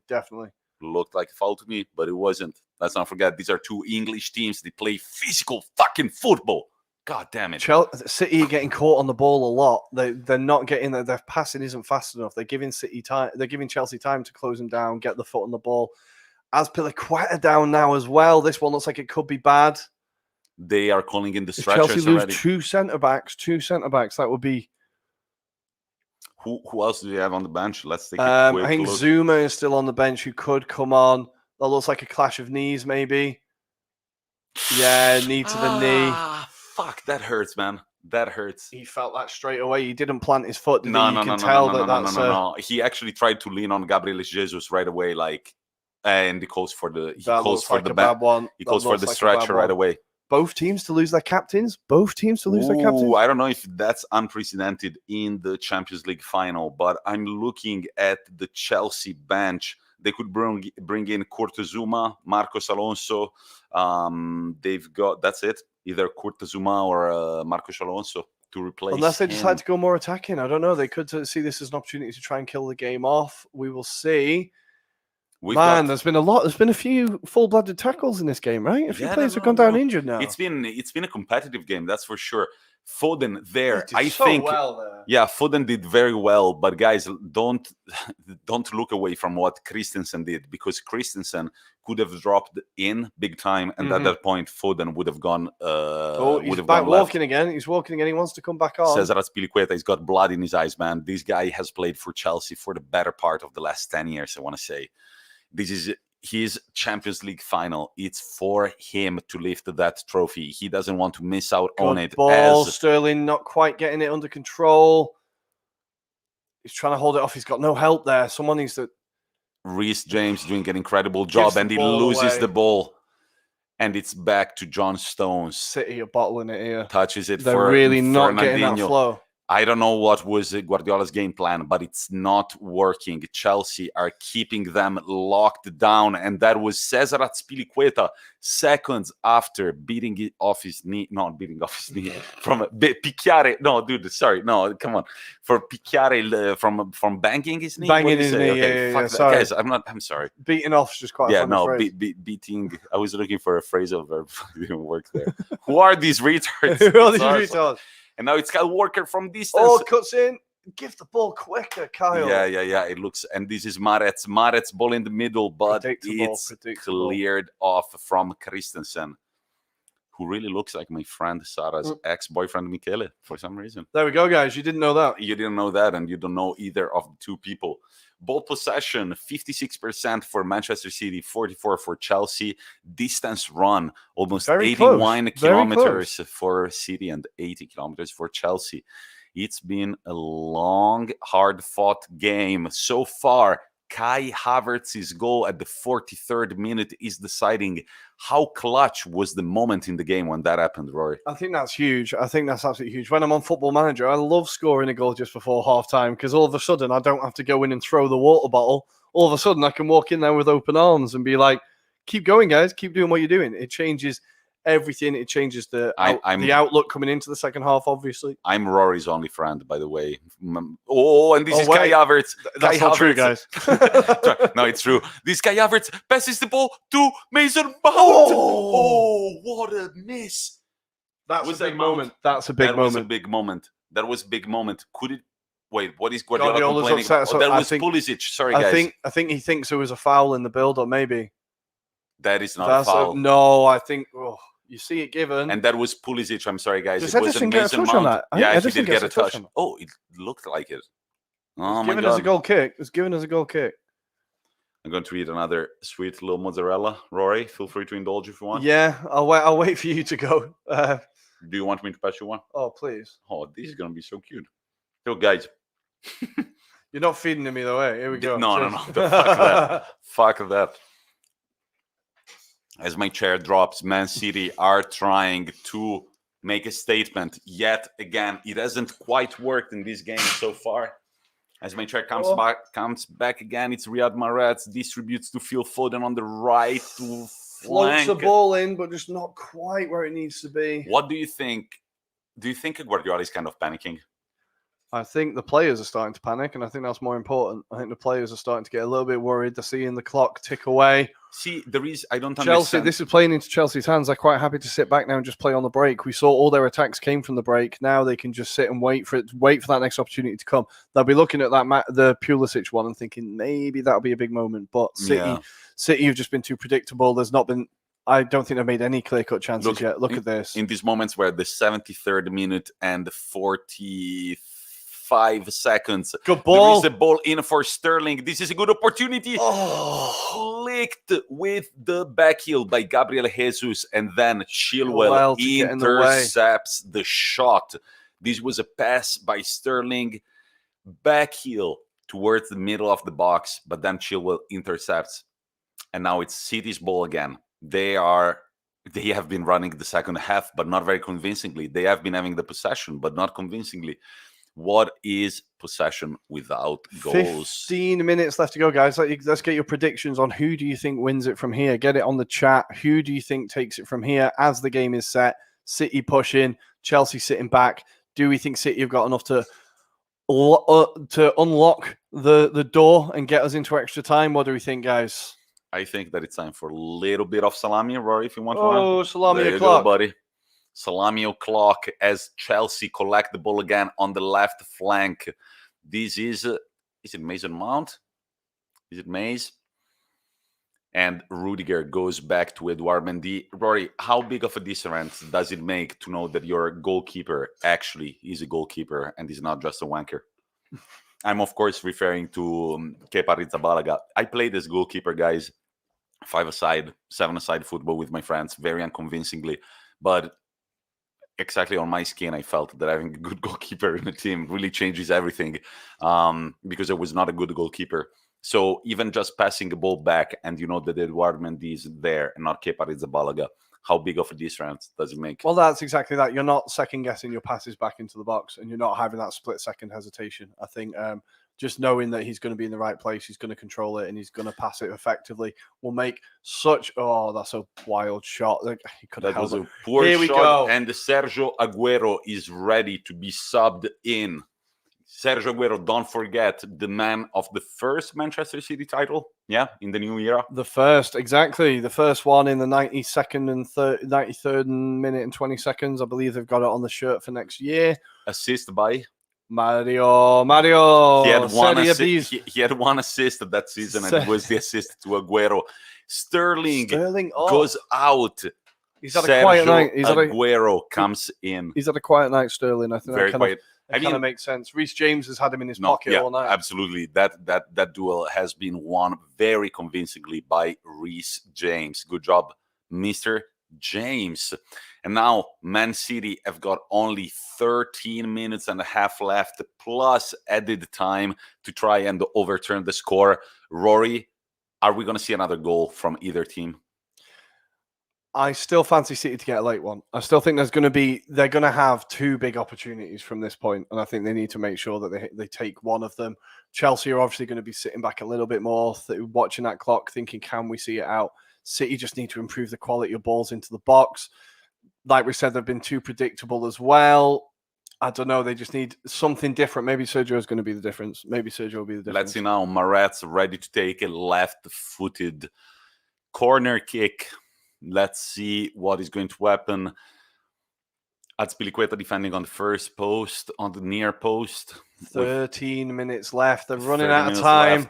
Maretz goes to the first near man. post. First man. Intercepted by Havertz. Foden distributes again to Maretz. Tries to throw the ball in. But again, this is not Man City. Man City don't play with a long ball in looking for a lazy header.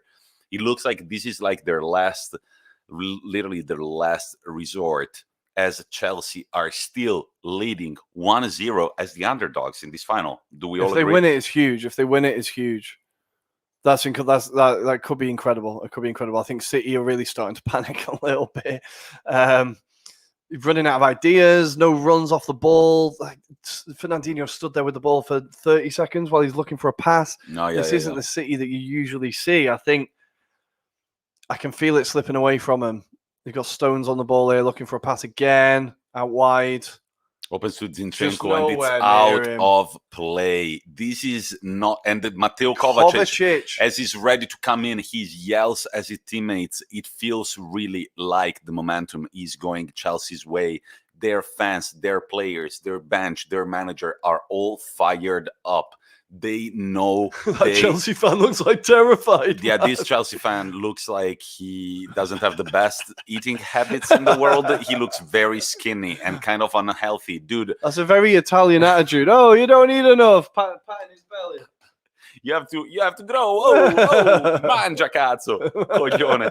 Oh, chill. Well, that's a corner. That's going to be another corner as Kevin De Bruyne limps off the No, sideline. it's a goal kick. Into It's a goal kick. I thought it was going to be given a corner. Mason I'm getting Mount, a few of those wrong tonight. Mason Mount coming off for Mateo Kovacic. Wow. I think this is a very smart move. They're gonna have a third defensive midfielder. I think this is the thing. You remove Mount from his offensive position and you bring in Kovacic to bring more coverage, I think. Yeah, it makes sense at this point. You've got 10 minutes left. Shore up the midfield, slow it down. Make sure City can't get that pace, can't get the quick passes in. I'm starting to worry for City fans.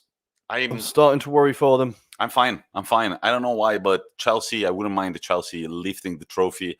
Of course, there are plenty of City players that I deeply respect. I think it would be interesting to see Guardiola lift another Champions League final. But guys, another Champions League. But we're going to say it right now, Rory. If City, and as we say this, Kai Havertz brings the ball to the right flank, ball back to Kante. And again, look how easily they're managing this job. Beautiful little pass. Beautiful little pass. And then Kai Havertz misses. But we all agree that if Man City are going to win this Champions League, we are not going to freak out about Guardiola ball and tiki-taka, right? Because what we've seen here, it's nowhere close to that. Chelsea have planned for them very well. I think I'm just going to check who made the comment. We have Bargav Condetti has said Chelsea game planned very well. They did. They've set up their system to frustrate them, and so far it has worked. They're within 10 minutes. They are within 10 minutes. This is crazy. Well, I really thought there'd be more goals. I know finals are usually tight, but there were rumors. I don't know if you read that Tuchel had the Man City's game plan pretty much ready before the final. Did you hear that? Sorry, Tuchel had Guardiola's plan. No. Tuchel had Guardiola because of his big antennas, just like peeking. He was picking up from 500 miles away. You could still hear it. It was just like, guys, in training, guys, shh, I'm getting a signal. Oh yeah, no, yeah, they're gonna start footing. I got it, guys. Yeah, okay, keep training. There was a great video of Tuchel doing a Guardiola impression to the Chelsea players, which is quite funny. Of him going and pointing really crazily, and all the players laughing, and then he like spots the camera and waves to the cameras. Like, it seems like quite a chilled out mood in the Chelsea camp before the game, right? Quite a baller move. I don't know. We've got a free kick right outside the left side of the Manchester Chilwell City to take box. Chilwell.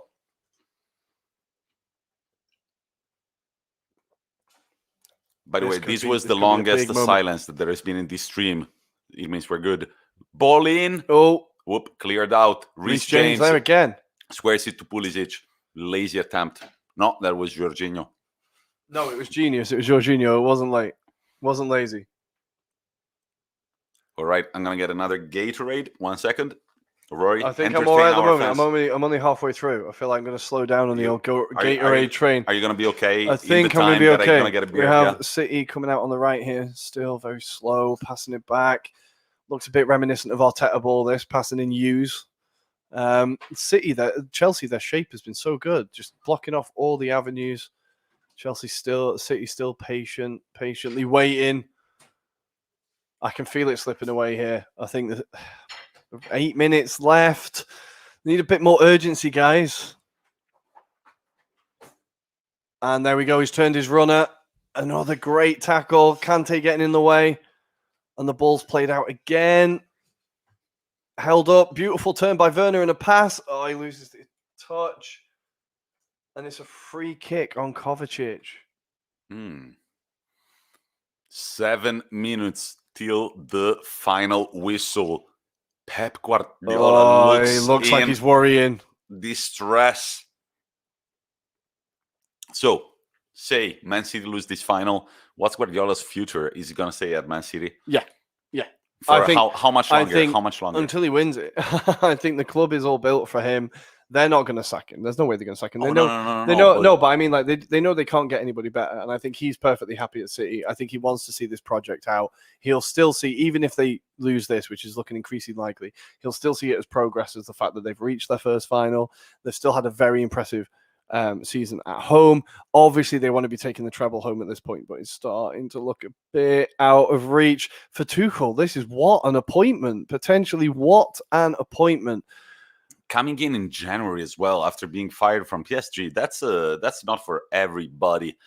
It looks like, guys, honestly, I'm going to check right now the shots on target that there have been in this game. I don't think it's been so many. No. 1 shot on target for Man City, 2 shots on target for Chelsea, 1 total. Like 2, there have been 5 total shots from Man City. That's very unlike this Citizens team that we've been used to seeing. But Reece James very riskingly misses the ball. It's crossed in by Aguero then, but Edouard Mendy collects it quite comfortably. Again, the look in this keeper's eyes, he knows what this means, what this 1-0 means against Man City, as only 5 minutes and 20 seconds are left to be ball played. In the middle there, you got to move it quick. And again, Chelsea shaping up right away with a 5-man defense. Players calling each other's positions. Chilwell was at midfield. Kovacic looked at him, was like, slipped back. And again, an interception from Chelsea. Kante passes the ball to Havertz. And it's... City win it back again. It's all kind of pinball in midfield at the minute. Then nobody's keeping their foot on it too much. Man City really running out of time. Stressed out. The time is Good running ball in. out. That's a good ball. It's a little too long. Frustration for Phil Foden as he stretches. Aguero has definitely changed the game since coming on. He's given them a little bit, right?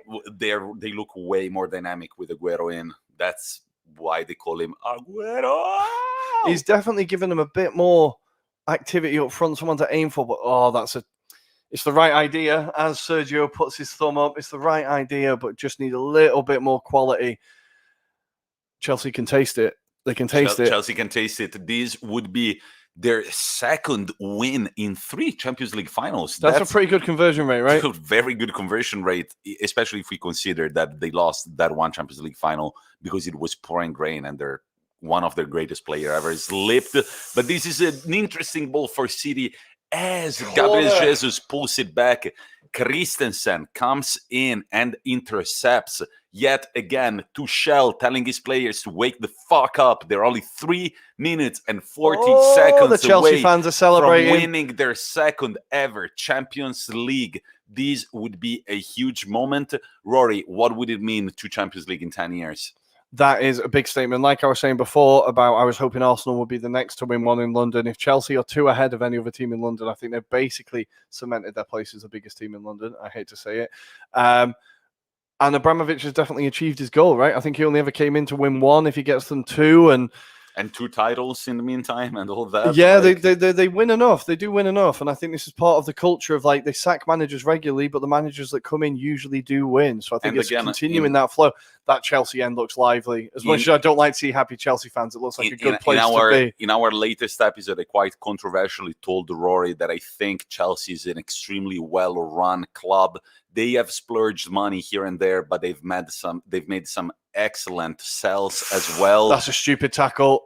And they're getting a bit nasty now. They know the game's going. Jesus has got that in him as well. Going. All of a sudden, there are only 2 minutes and 30 seconds left. Rory, I'm going to tell you a sentence that my ex girlfriend once told me. She was like, "Football is funny.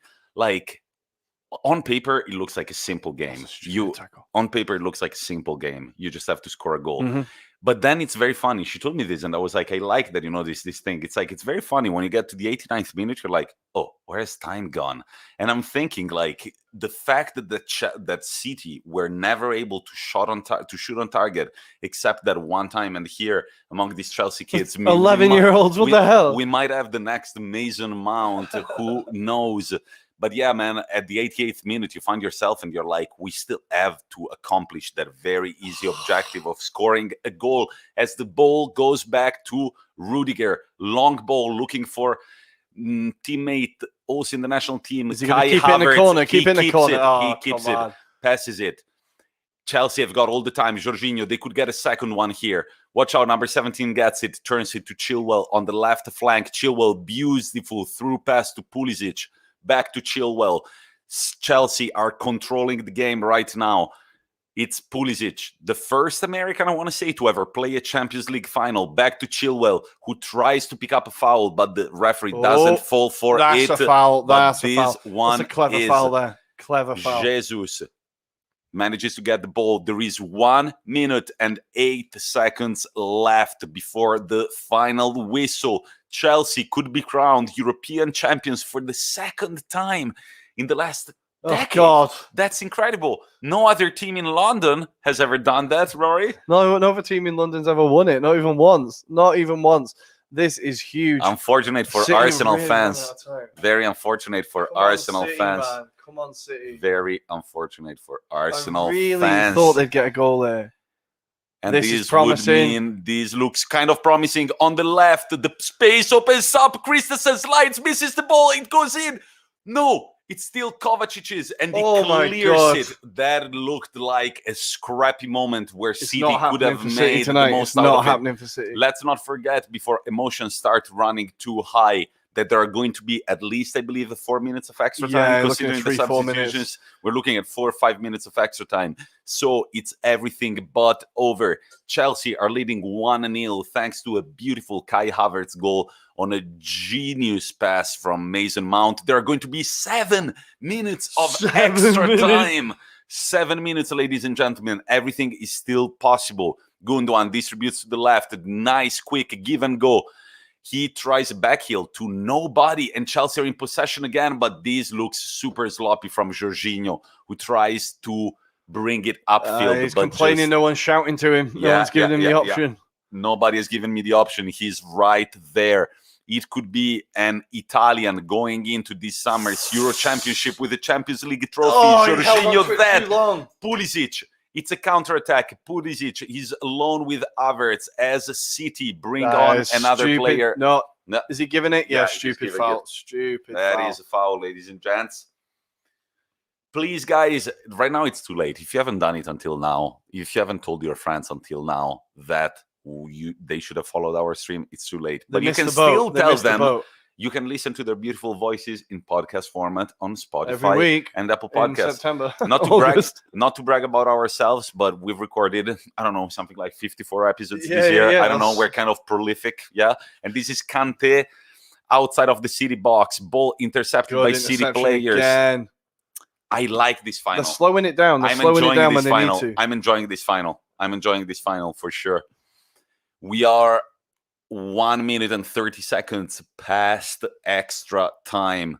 The ball goes to Kyle Walker on the right flank.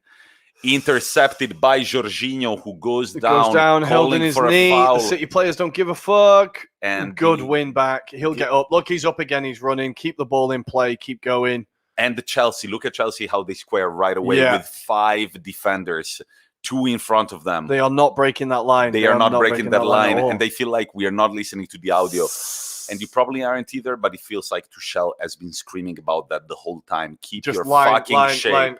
Keep your shape. And I think that's fundamental with City. With so many players that can make late runs in the box, you keep your shape. That is not going to happen. Guardiola looks in distress. Got a shout on the chat. Are we going to get an Ederson header from Chris? Are we going to get an Ederson last-minute equaliser header? Ball goes in the box, rattles round, out again from Chelsea. I don't think we're going to see it. Ederson now coming into midfield. Ooh, as Chris calls him to do something for Man City. He tries a long ball in the box. Doesn't look too convincing from here. City have thrown away all their principles at this point, right? No. It's incredible. It's like, where is Guardiola's tiki-taka football? It's too late for that. It's too late for that. And I hope get the ball in the box.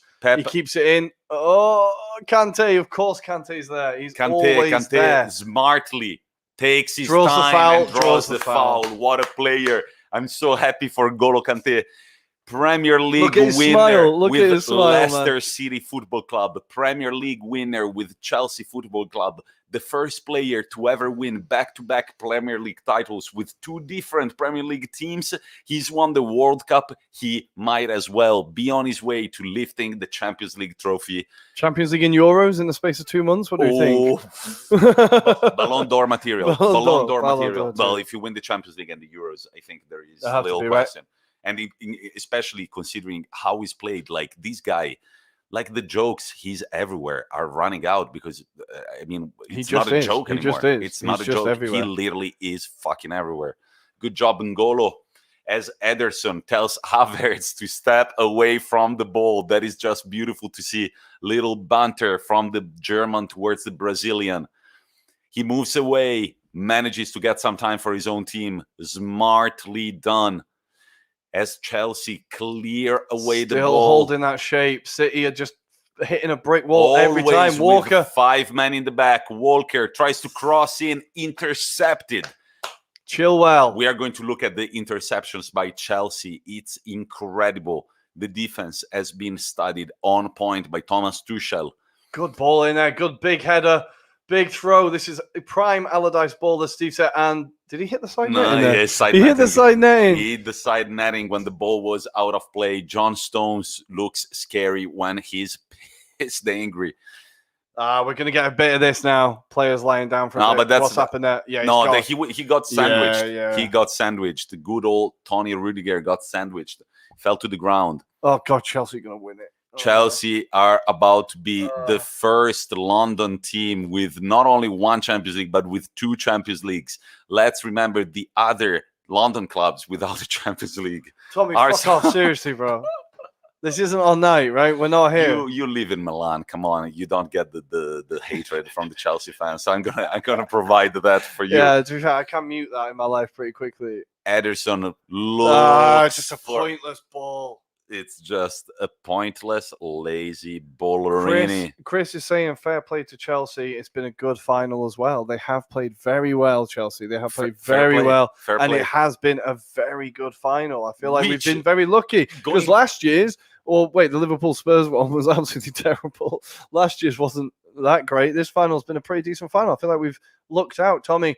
Chelsea players just aren't letting them through. 1 minute and 15 minutes to go. Could this be Chelsea's second Champions League? Only football will tell. Kyle Walker today. Another Rory Delap-esque throw goes in here.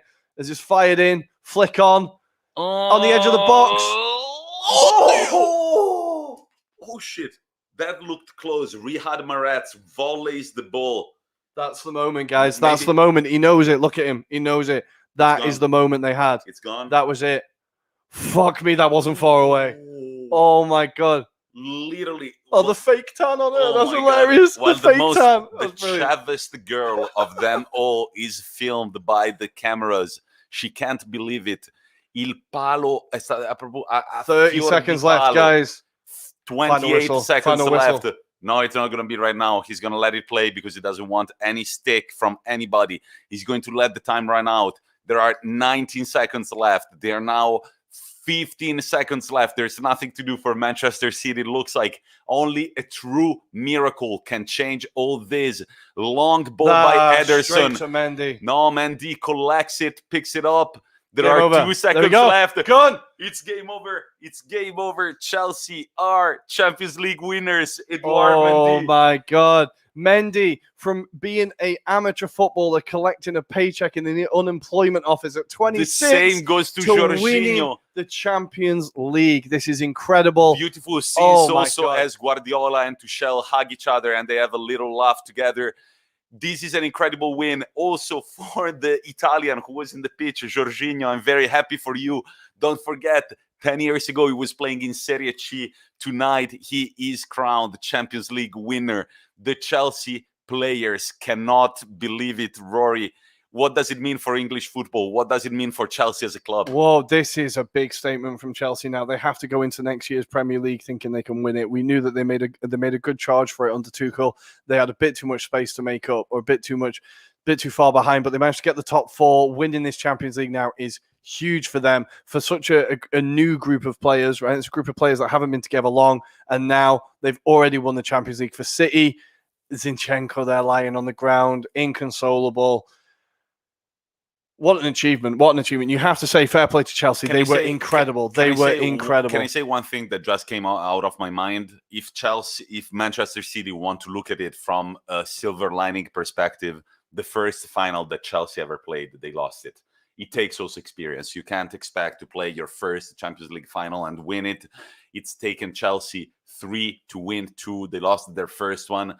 Guardiola, you've done an incredible job this year. You can do it again. This is not the end of the world, but London is blue. Europe is blue. Chelsea are the Champions League winners, and you might not believe it, but who had called it? This guy right here. I had been backing Chelsea since the beginning. I said that they would score with a counter-attacking goal. Oh, Sergio. My friend Ruairi, co-host of the Anglo-Italian pod at the beginning of the season, he said that Chelsea are going to win the Premier League. He got so much stick. He meant the Champions League, guys. I just got it mixed up, guys. It was a slip of the tongue. It was a little slip of the tongue. So that's for you all for getting in online abuse. That's what you did. They won the Champions League. That's enough, right? It's huge, man. It's huge. I did not see that coming. City, major questions to be asked now. That is, they didn't really turn up, did they, City? They didn't really turn up. Never. And I hate seeing that, man. Come on. And they are typing CHELSEA on the cup, which means that yet another North London cup. Chris also said he called Chelsea as well. Chris did consistently call that Chelsea will win it. So, Chris, we doff our caps to you. You did call it. I was definitely on the Man City side. Pep Guardiola looks lost. This is Tuchel. He did it. He's done it. And like I said, I'm very happy for Kante. I can't wait to see Kante with the Champions League, man. I want to see that beautiful smile, that damn smile holding the Champions League. Olivier Giroud, the sexiest man in the world, gets to win the Champions League. There are two players in this team that have won the World Cup and the Champions League. Olivier Giroud and N'Golo Kante. How great is that? As Man City fans cry, Rory is... Kante, look at him. I fucking love him. Look at him. Look at the little guy. He's so good. He's so happy right now. Look at him. They all love him as well. All right. Everybody fucking loves him. I repeat it. Premier League winner with Leicester City in 2016. Premier League winner with Chelsea in 2017. World Cup champion with France in 2018. Champions League winner with Chelsea in 2021. N'Golo, we love that smile. N'Golo, you deserve this and much, much more. Fans are crying. It's both the City and the Chelsea fans who can't hold back their tears. Some of them look pretty hard. Some others don't. The players... I don't know. The game is over, Rory, and we've done our first watch-along. All the players who are tuning in right now, guys, you were late. You missed on the best commented stream that you had available tonight. What does this mean for Tuchel, dude? Top 5 managers in the world? Are we going to have that debate again? He was in the Champions League final for 2 years in a row. Lost one, won the second one.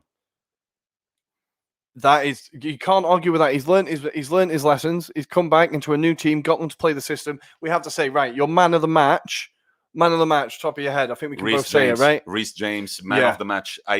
Guys, I will have, sometimes when you watch the game the first time. Guys, get involved. Your comments. Who was your man of the match? Yeah, you have to watch the game sometimes twice to really understand who was the man of the match. But from what I've seen, I think that the interceptions that he's done were absolutely outstanding. He was always at the right moment in the right place at the right time. Moment. Yeah. And there was only one moment where he left that bit of space to Aguero, who tried to cross it in, but that was really the only mistake that he did. We'll see who the man of the match award was given. Definitely not Eduardo Mendy. The two goalkeepers were pretty much uninvolved. Pretty quiet, right? The entire game, uninvolved. And it's weird for a final that was really interesting and really entertaining. Not many clear-cut chances, but I think it has to be Reece James, or because it's a love fest, Kante, man of the match. I don't know. It's going to be James or Kante. We're going to give Kante man of the decade, but not man of the match. Man of the fucking decade. Look at his accomplishments. Like, my favorite story about him was when he was at Leicester. He ran to training and back again. The guy just doesn't fucking stop, man. I read a book by an Italian journalist who interviewed Ranieri during that season. And he was like, one morning I show up to training and I see Kante running and I see Kante all sweaty. And I'm like, what the fuck did you do? Did you run to training? And he looks at me and he's like, yes, coach. And he's like, what a retard, go play, And then he's like, so are you going to run back now? And he looks at him and he's like, yeah. And he starts running. And he was like, at that moment, I knew that it was for real. Like, I fucking need this guy. Yeah.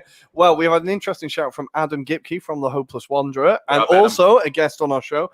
He says, man of the match, Rudiger. What do we think? Rudiger was very clutch. I think all of the defense, we said that was the strong point for Chelsea's team, having a very solid defense. Rudiger was probably the main man in that, considering that then Azpilicueta has slightly different functions. Azpilicueta is more on the right. Thiago Silva is more on the left. Rudiger is right in the middle. And many times he was actually bringing the ball upfield. Yeah. Beautiful he was definitely the kind of ball-carrying defender, ball-playing defender. And once role. Thiago Silva, who is like the leader at the back, is out, I feel like Rudiger took the relay quite perfectly. Rory, we can launch a poll and everything. I think we've been very professional for 2 hours. Can I roll a cigarette for the celebrations? I'm not going to stop you. Let's see what the fans say. If three of them say no, I'm not going to smoke it. Otherwise, I will. We're going to be here with you guys for another 10 to 15 minutes just to see the first team in London to ever win 2 Champions Leagues lift another one. It's kind of a sucky day for Arsenal fans, right?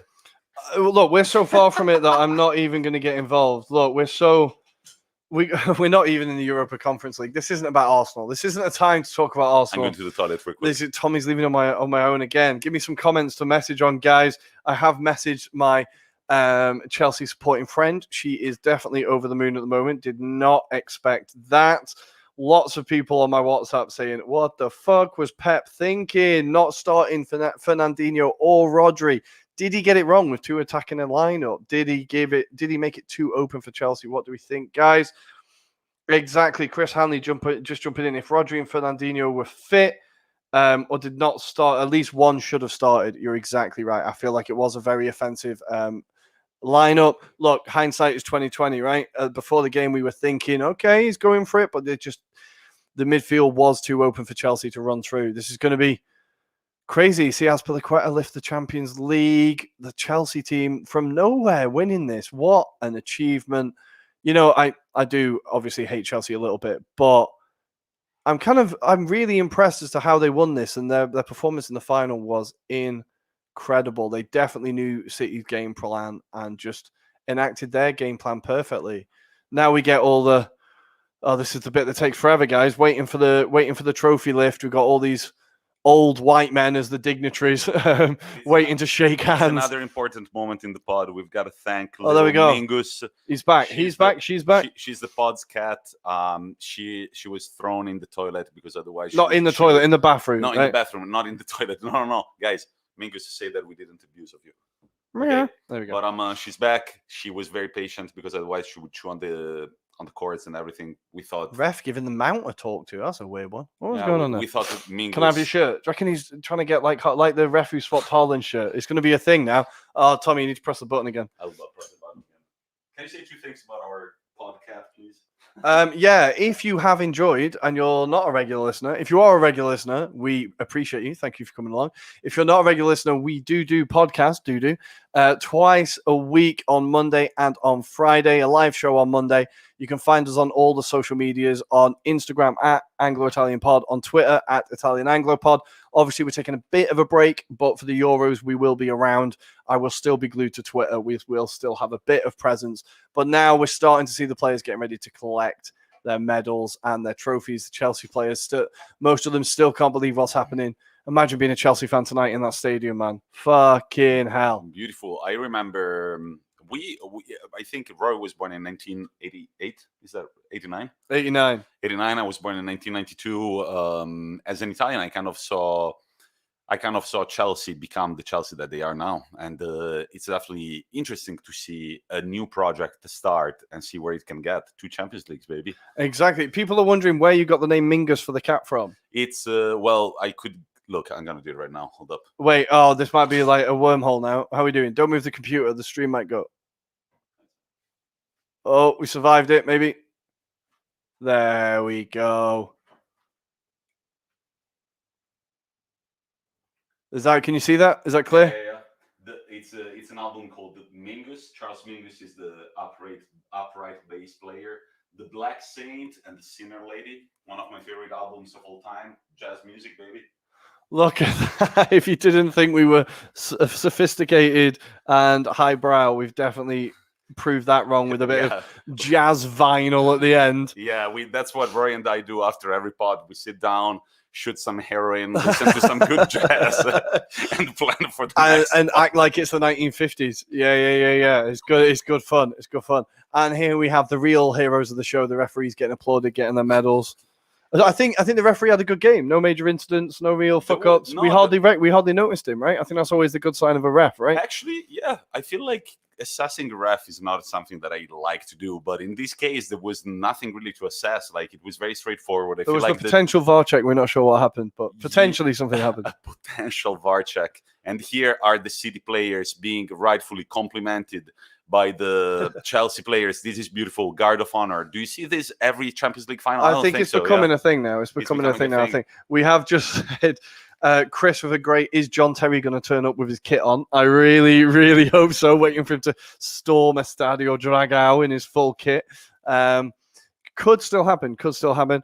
And yes, we are very hipster. You are correct. Chris Hanley, good ref, let the game run and never got played. Exactly. He didn't have any major incidents. I think fair play to the ref. Rory, bookings were correct. No major calls. And I think in a time of when VAR ruins many games, we can look at a final and go, well, there was no VAR incidents. There was no controversial VAR incidents, I think. It was all good. But Rory, I wanted to ask you one thing, and then I will tell you my opinion. But who do you think lost the game for Manchester City? I'm going to put it as a collective because I think none of them really turned up. I like that. I think the point about not having Fernandinho or Rodri in midfield is a very key point. I feel like that could have given them a bit more. Like Chelsea had Kante doing that sweeping up job. City just didn't quite have that. So I think that was where the game was won or lost. But I think you can't fault their commitment. They all ran hard. They all, you can't fault the commitment, just the system, and the system wasn't working and they ran out of ideas. But for Chelsea now, we get to see this great moment. Weirdly, I'm pretty happy for them. Kepa, Champions League winner. Kepa Arrizabalaga crying. It's just like, how the fuck did they manage to stay at this club after refusing to get subbed in the FA Cup final and they managed to win a Champions League? You know the thing about imposter syndrome? Do you reckon he suffers from imposter syndrome yet? Do you reckon he feels it? Because I feel it now. I feel imposter syndrome. I don't know. I feel like he's too cocky to feel imposter syndrome. I just think I was born for this shit. He's gonna go to a club this summer in Spain. He's gonna meet a girl and he's gonna be like, do you know I'm a Champions League winner despite having played 0 games for my club. Chris Hanley says it's all on Pep. It's all on Pep. That's what I wanted to get. I think it's all on Pep, and I think we all agree that Pep is one of the greatest managers in the world. But now this is a question mark. I think he's up there, but I didn't see anything Guardiola like in this final. No. In this Manchester City team, I didn't see any moment of look at Mendy. He kissed his medal and he started beating his own head and he said, "What is going on?" Tammy Abraham kissing the Champions League. Chilwell doing the same. Christensen waiting for his turn, says Chilwell. We have a great comment from Kai Havertz on Sky Sports. Apparently they asked him if he's repaying the record transfer fee and he turned around and said, "I couldn't give a fuck. We've just won the Champions League live on Sky Sports." Good boy, Kai. Go on, lad. I didn't give a fuck. Go on, lad. I don't give a fuck. I think he's ready to be on our pod, guys.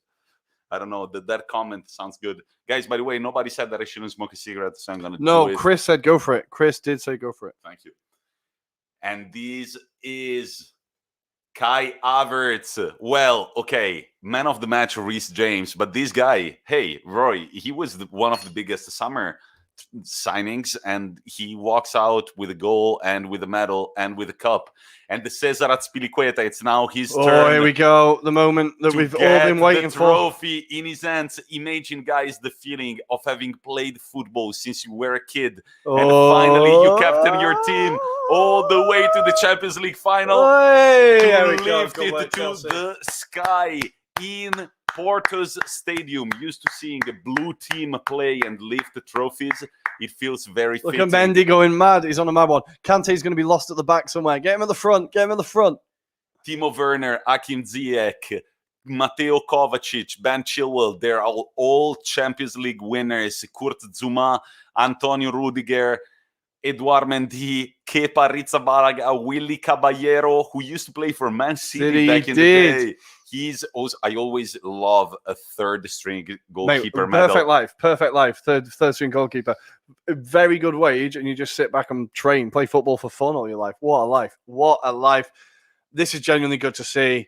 Very happy for Olivier Giroud. Look at him! Giroud. Look at him! Oh, this is Rudiger lifting the cup to the sky. It's gonna be a mad night of celebrations. Look at Kante on the side.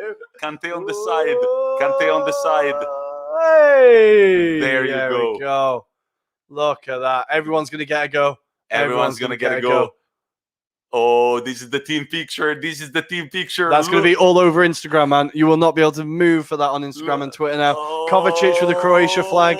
As Guardiola walks away. That looks so awkward. That looks so awkward. Can you imagine that feeling? That feeling. And that Spilicueta starts the celebration. Do you think they are going to do the Drogba thing that pretended to be driving with the Champions League? I think they are.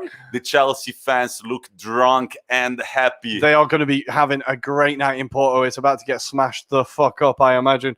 Chris Hanley has just said, Mendy on benefits 5 years ago and now this. Exactly. He was about to throw the towel in on football. Finally got his contract, and now he is a Champions League winning goalkeeper with a clean sheet in the final. Here is another one of our man of the match, Reece James, lifting the cup as Zinchenko. He looks like the most pissed off of the team. He does. He does. He definitely really does. Kyle Walker clapping on his fans as he exits the pitch. Guys, and Tuchel's kids, there we go. Tuchel's kids walking in. Roy and I are getting a little emotional. The Gatorade is getting to us. But Chelsea are celebrating in front of their fans with the cup in their hands. What an incredible success.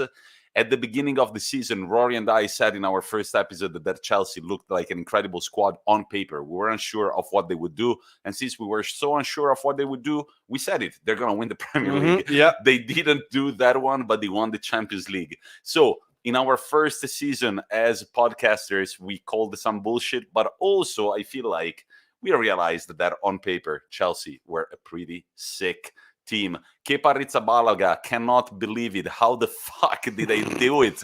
The only reason why we won it is because somebody else came in and substituted me. Mendy, that's the guy making out with the most beautiful man in football. Olivier Giroud, as the Chelsea players are still celebrating with their fans who look in absolute You're about ecstasy. to see Mingus, guys. I think you can see him on the screen. He's going to knock something over, or she, sorry, I can feel. That would be a great ending to the live stream. She's eyeing something up. What's she doing? Right, guys, I think we're going to call it. Do we call it a day? I think probably you're going to see Mingus's butt. We're going to call it a day. Rory, say something to our listeners as a remover from the salami. Well, I just want to say, guys, thank you for choosing us to be alongside your Champions League final. We really enjoyed it. This will not be the last one we do. I think it went well. I can begrudgingly say I'm very happy for Chelsea as Mingus sends us off. Thank you for joining, guys. Enjoy the rest of your evening. We are off to drink and get quite inebriated. Can I say something to our followers? Guys, whether you were in Italy, England, United States, Jordan, Norway, Poland, or the other places that usually listen to us, really thank you. This was our first shot at it. Rory, impressions? Did you like it? I think it went well. I enjoyed it. We were kind of paranoid before the stream. Are we going to have enough things to say for 2 hours? Turns out that we can bring out quite a few bullshit facts and banter. So, guys, thank you very much for listening to us. I'm going to let you see Rory's face from close up last time. Lucky people. You lucky people.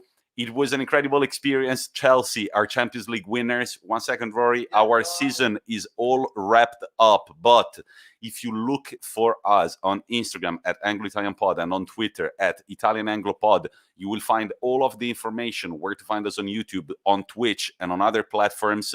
Follow us. Listen to our former episodes. We've got good interviews with managers, football players, authors. It's really a good time. We are going to be back in September, but not really, because in June, Rory is going to create some episodes here and there to talk about the Euros. It's not going to be an official thing, but they're going to be there. So follow us, the Anglo-Italian Pod. I'm Tommaso. He is Rory. Little close-up. Join us on social media, and we'll see you at the next watch-along. Thank you for joining us this one time. People are calling us already. We're popular. All the ladies want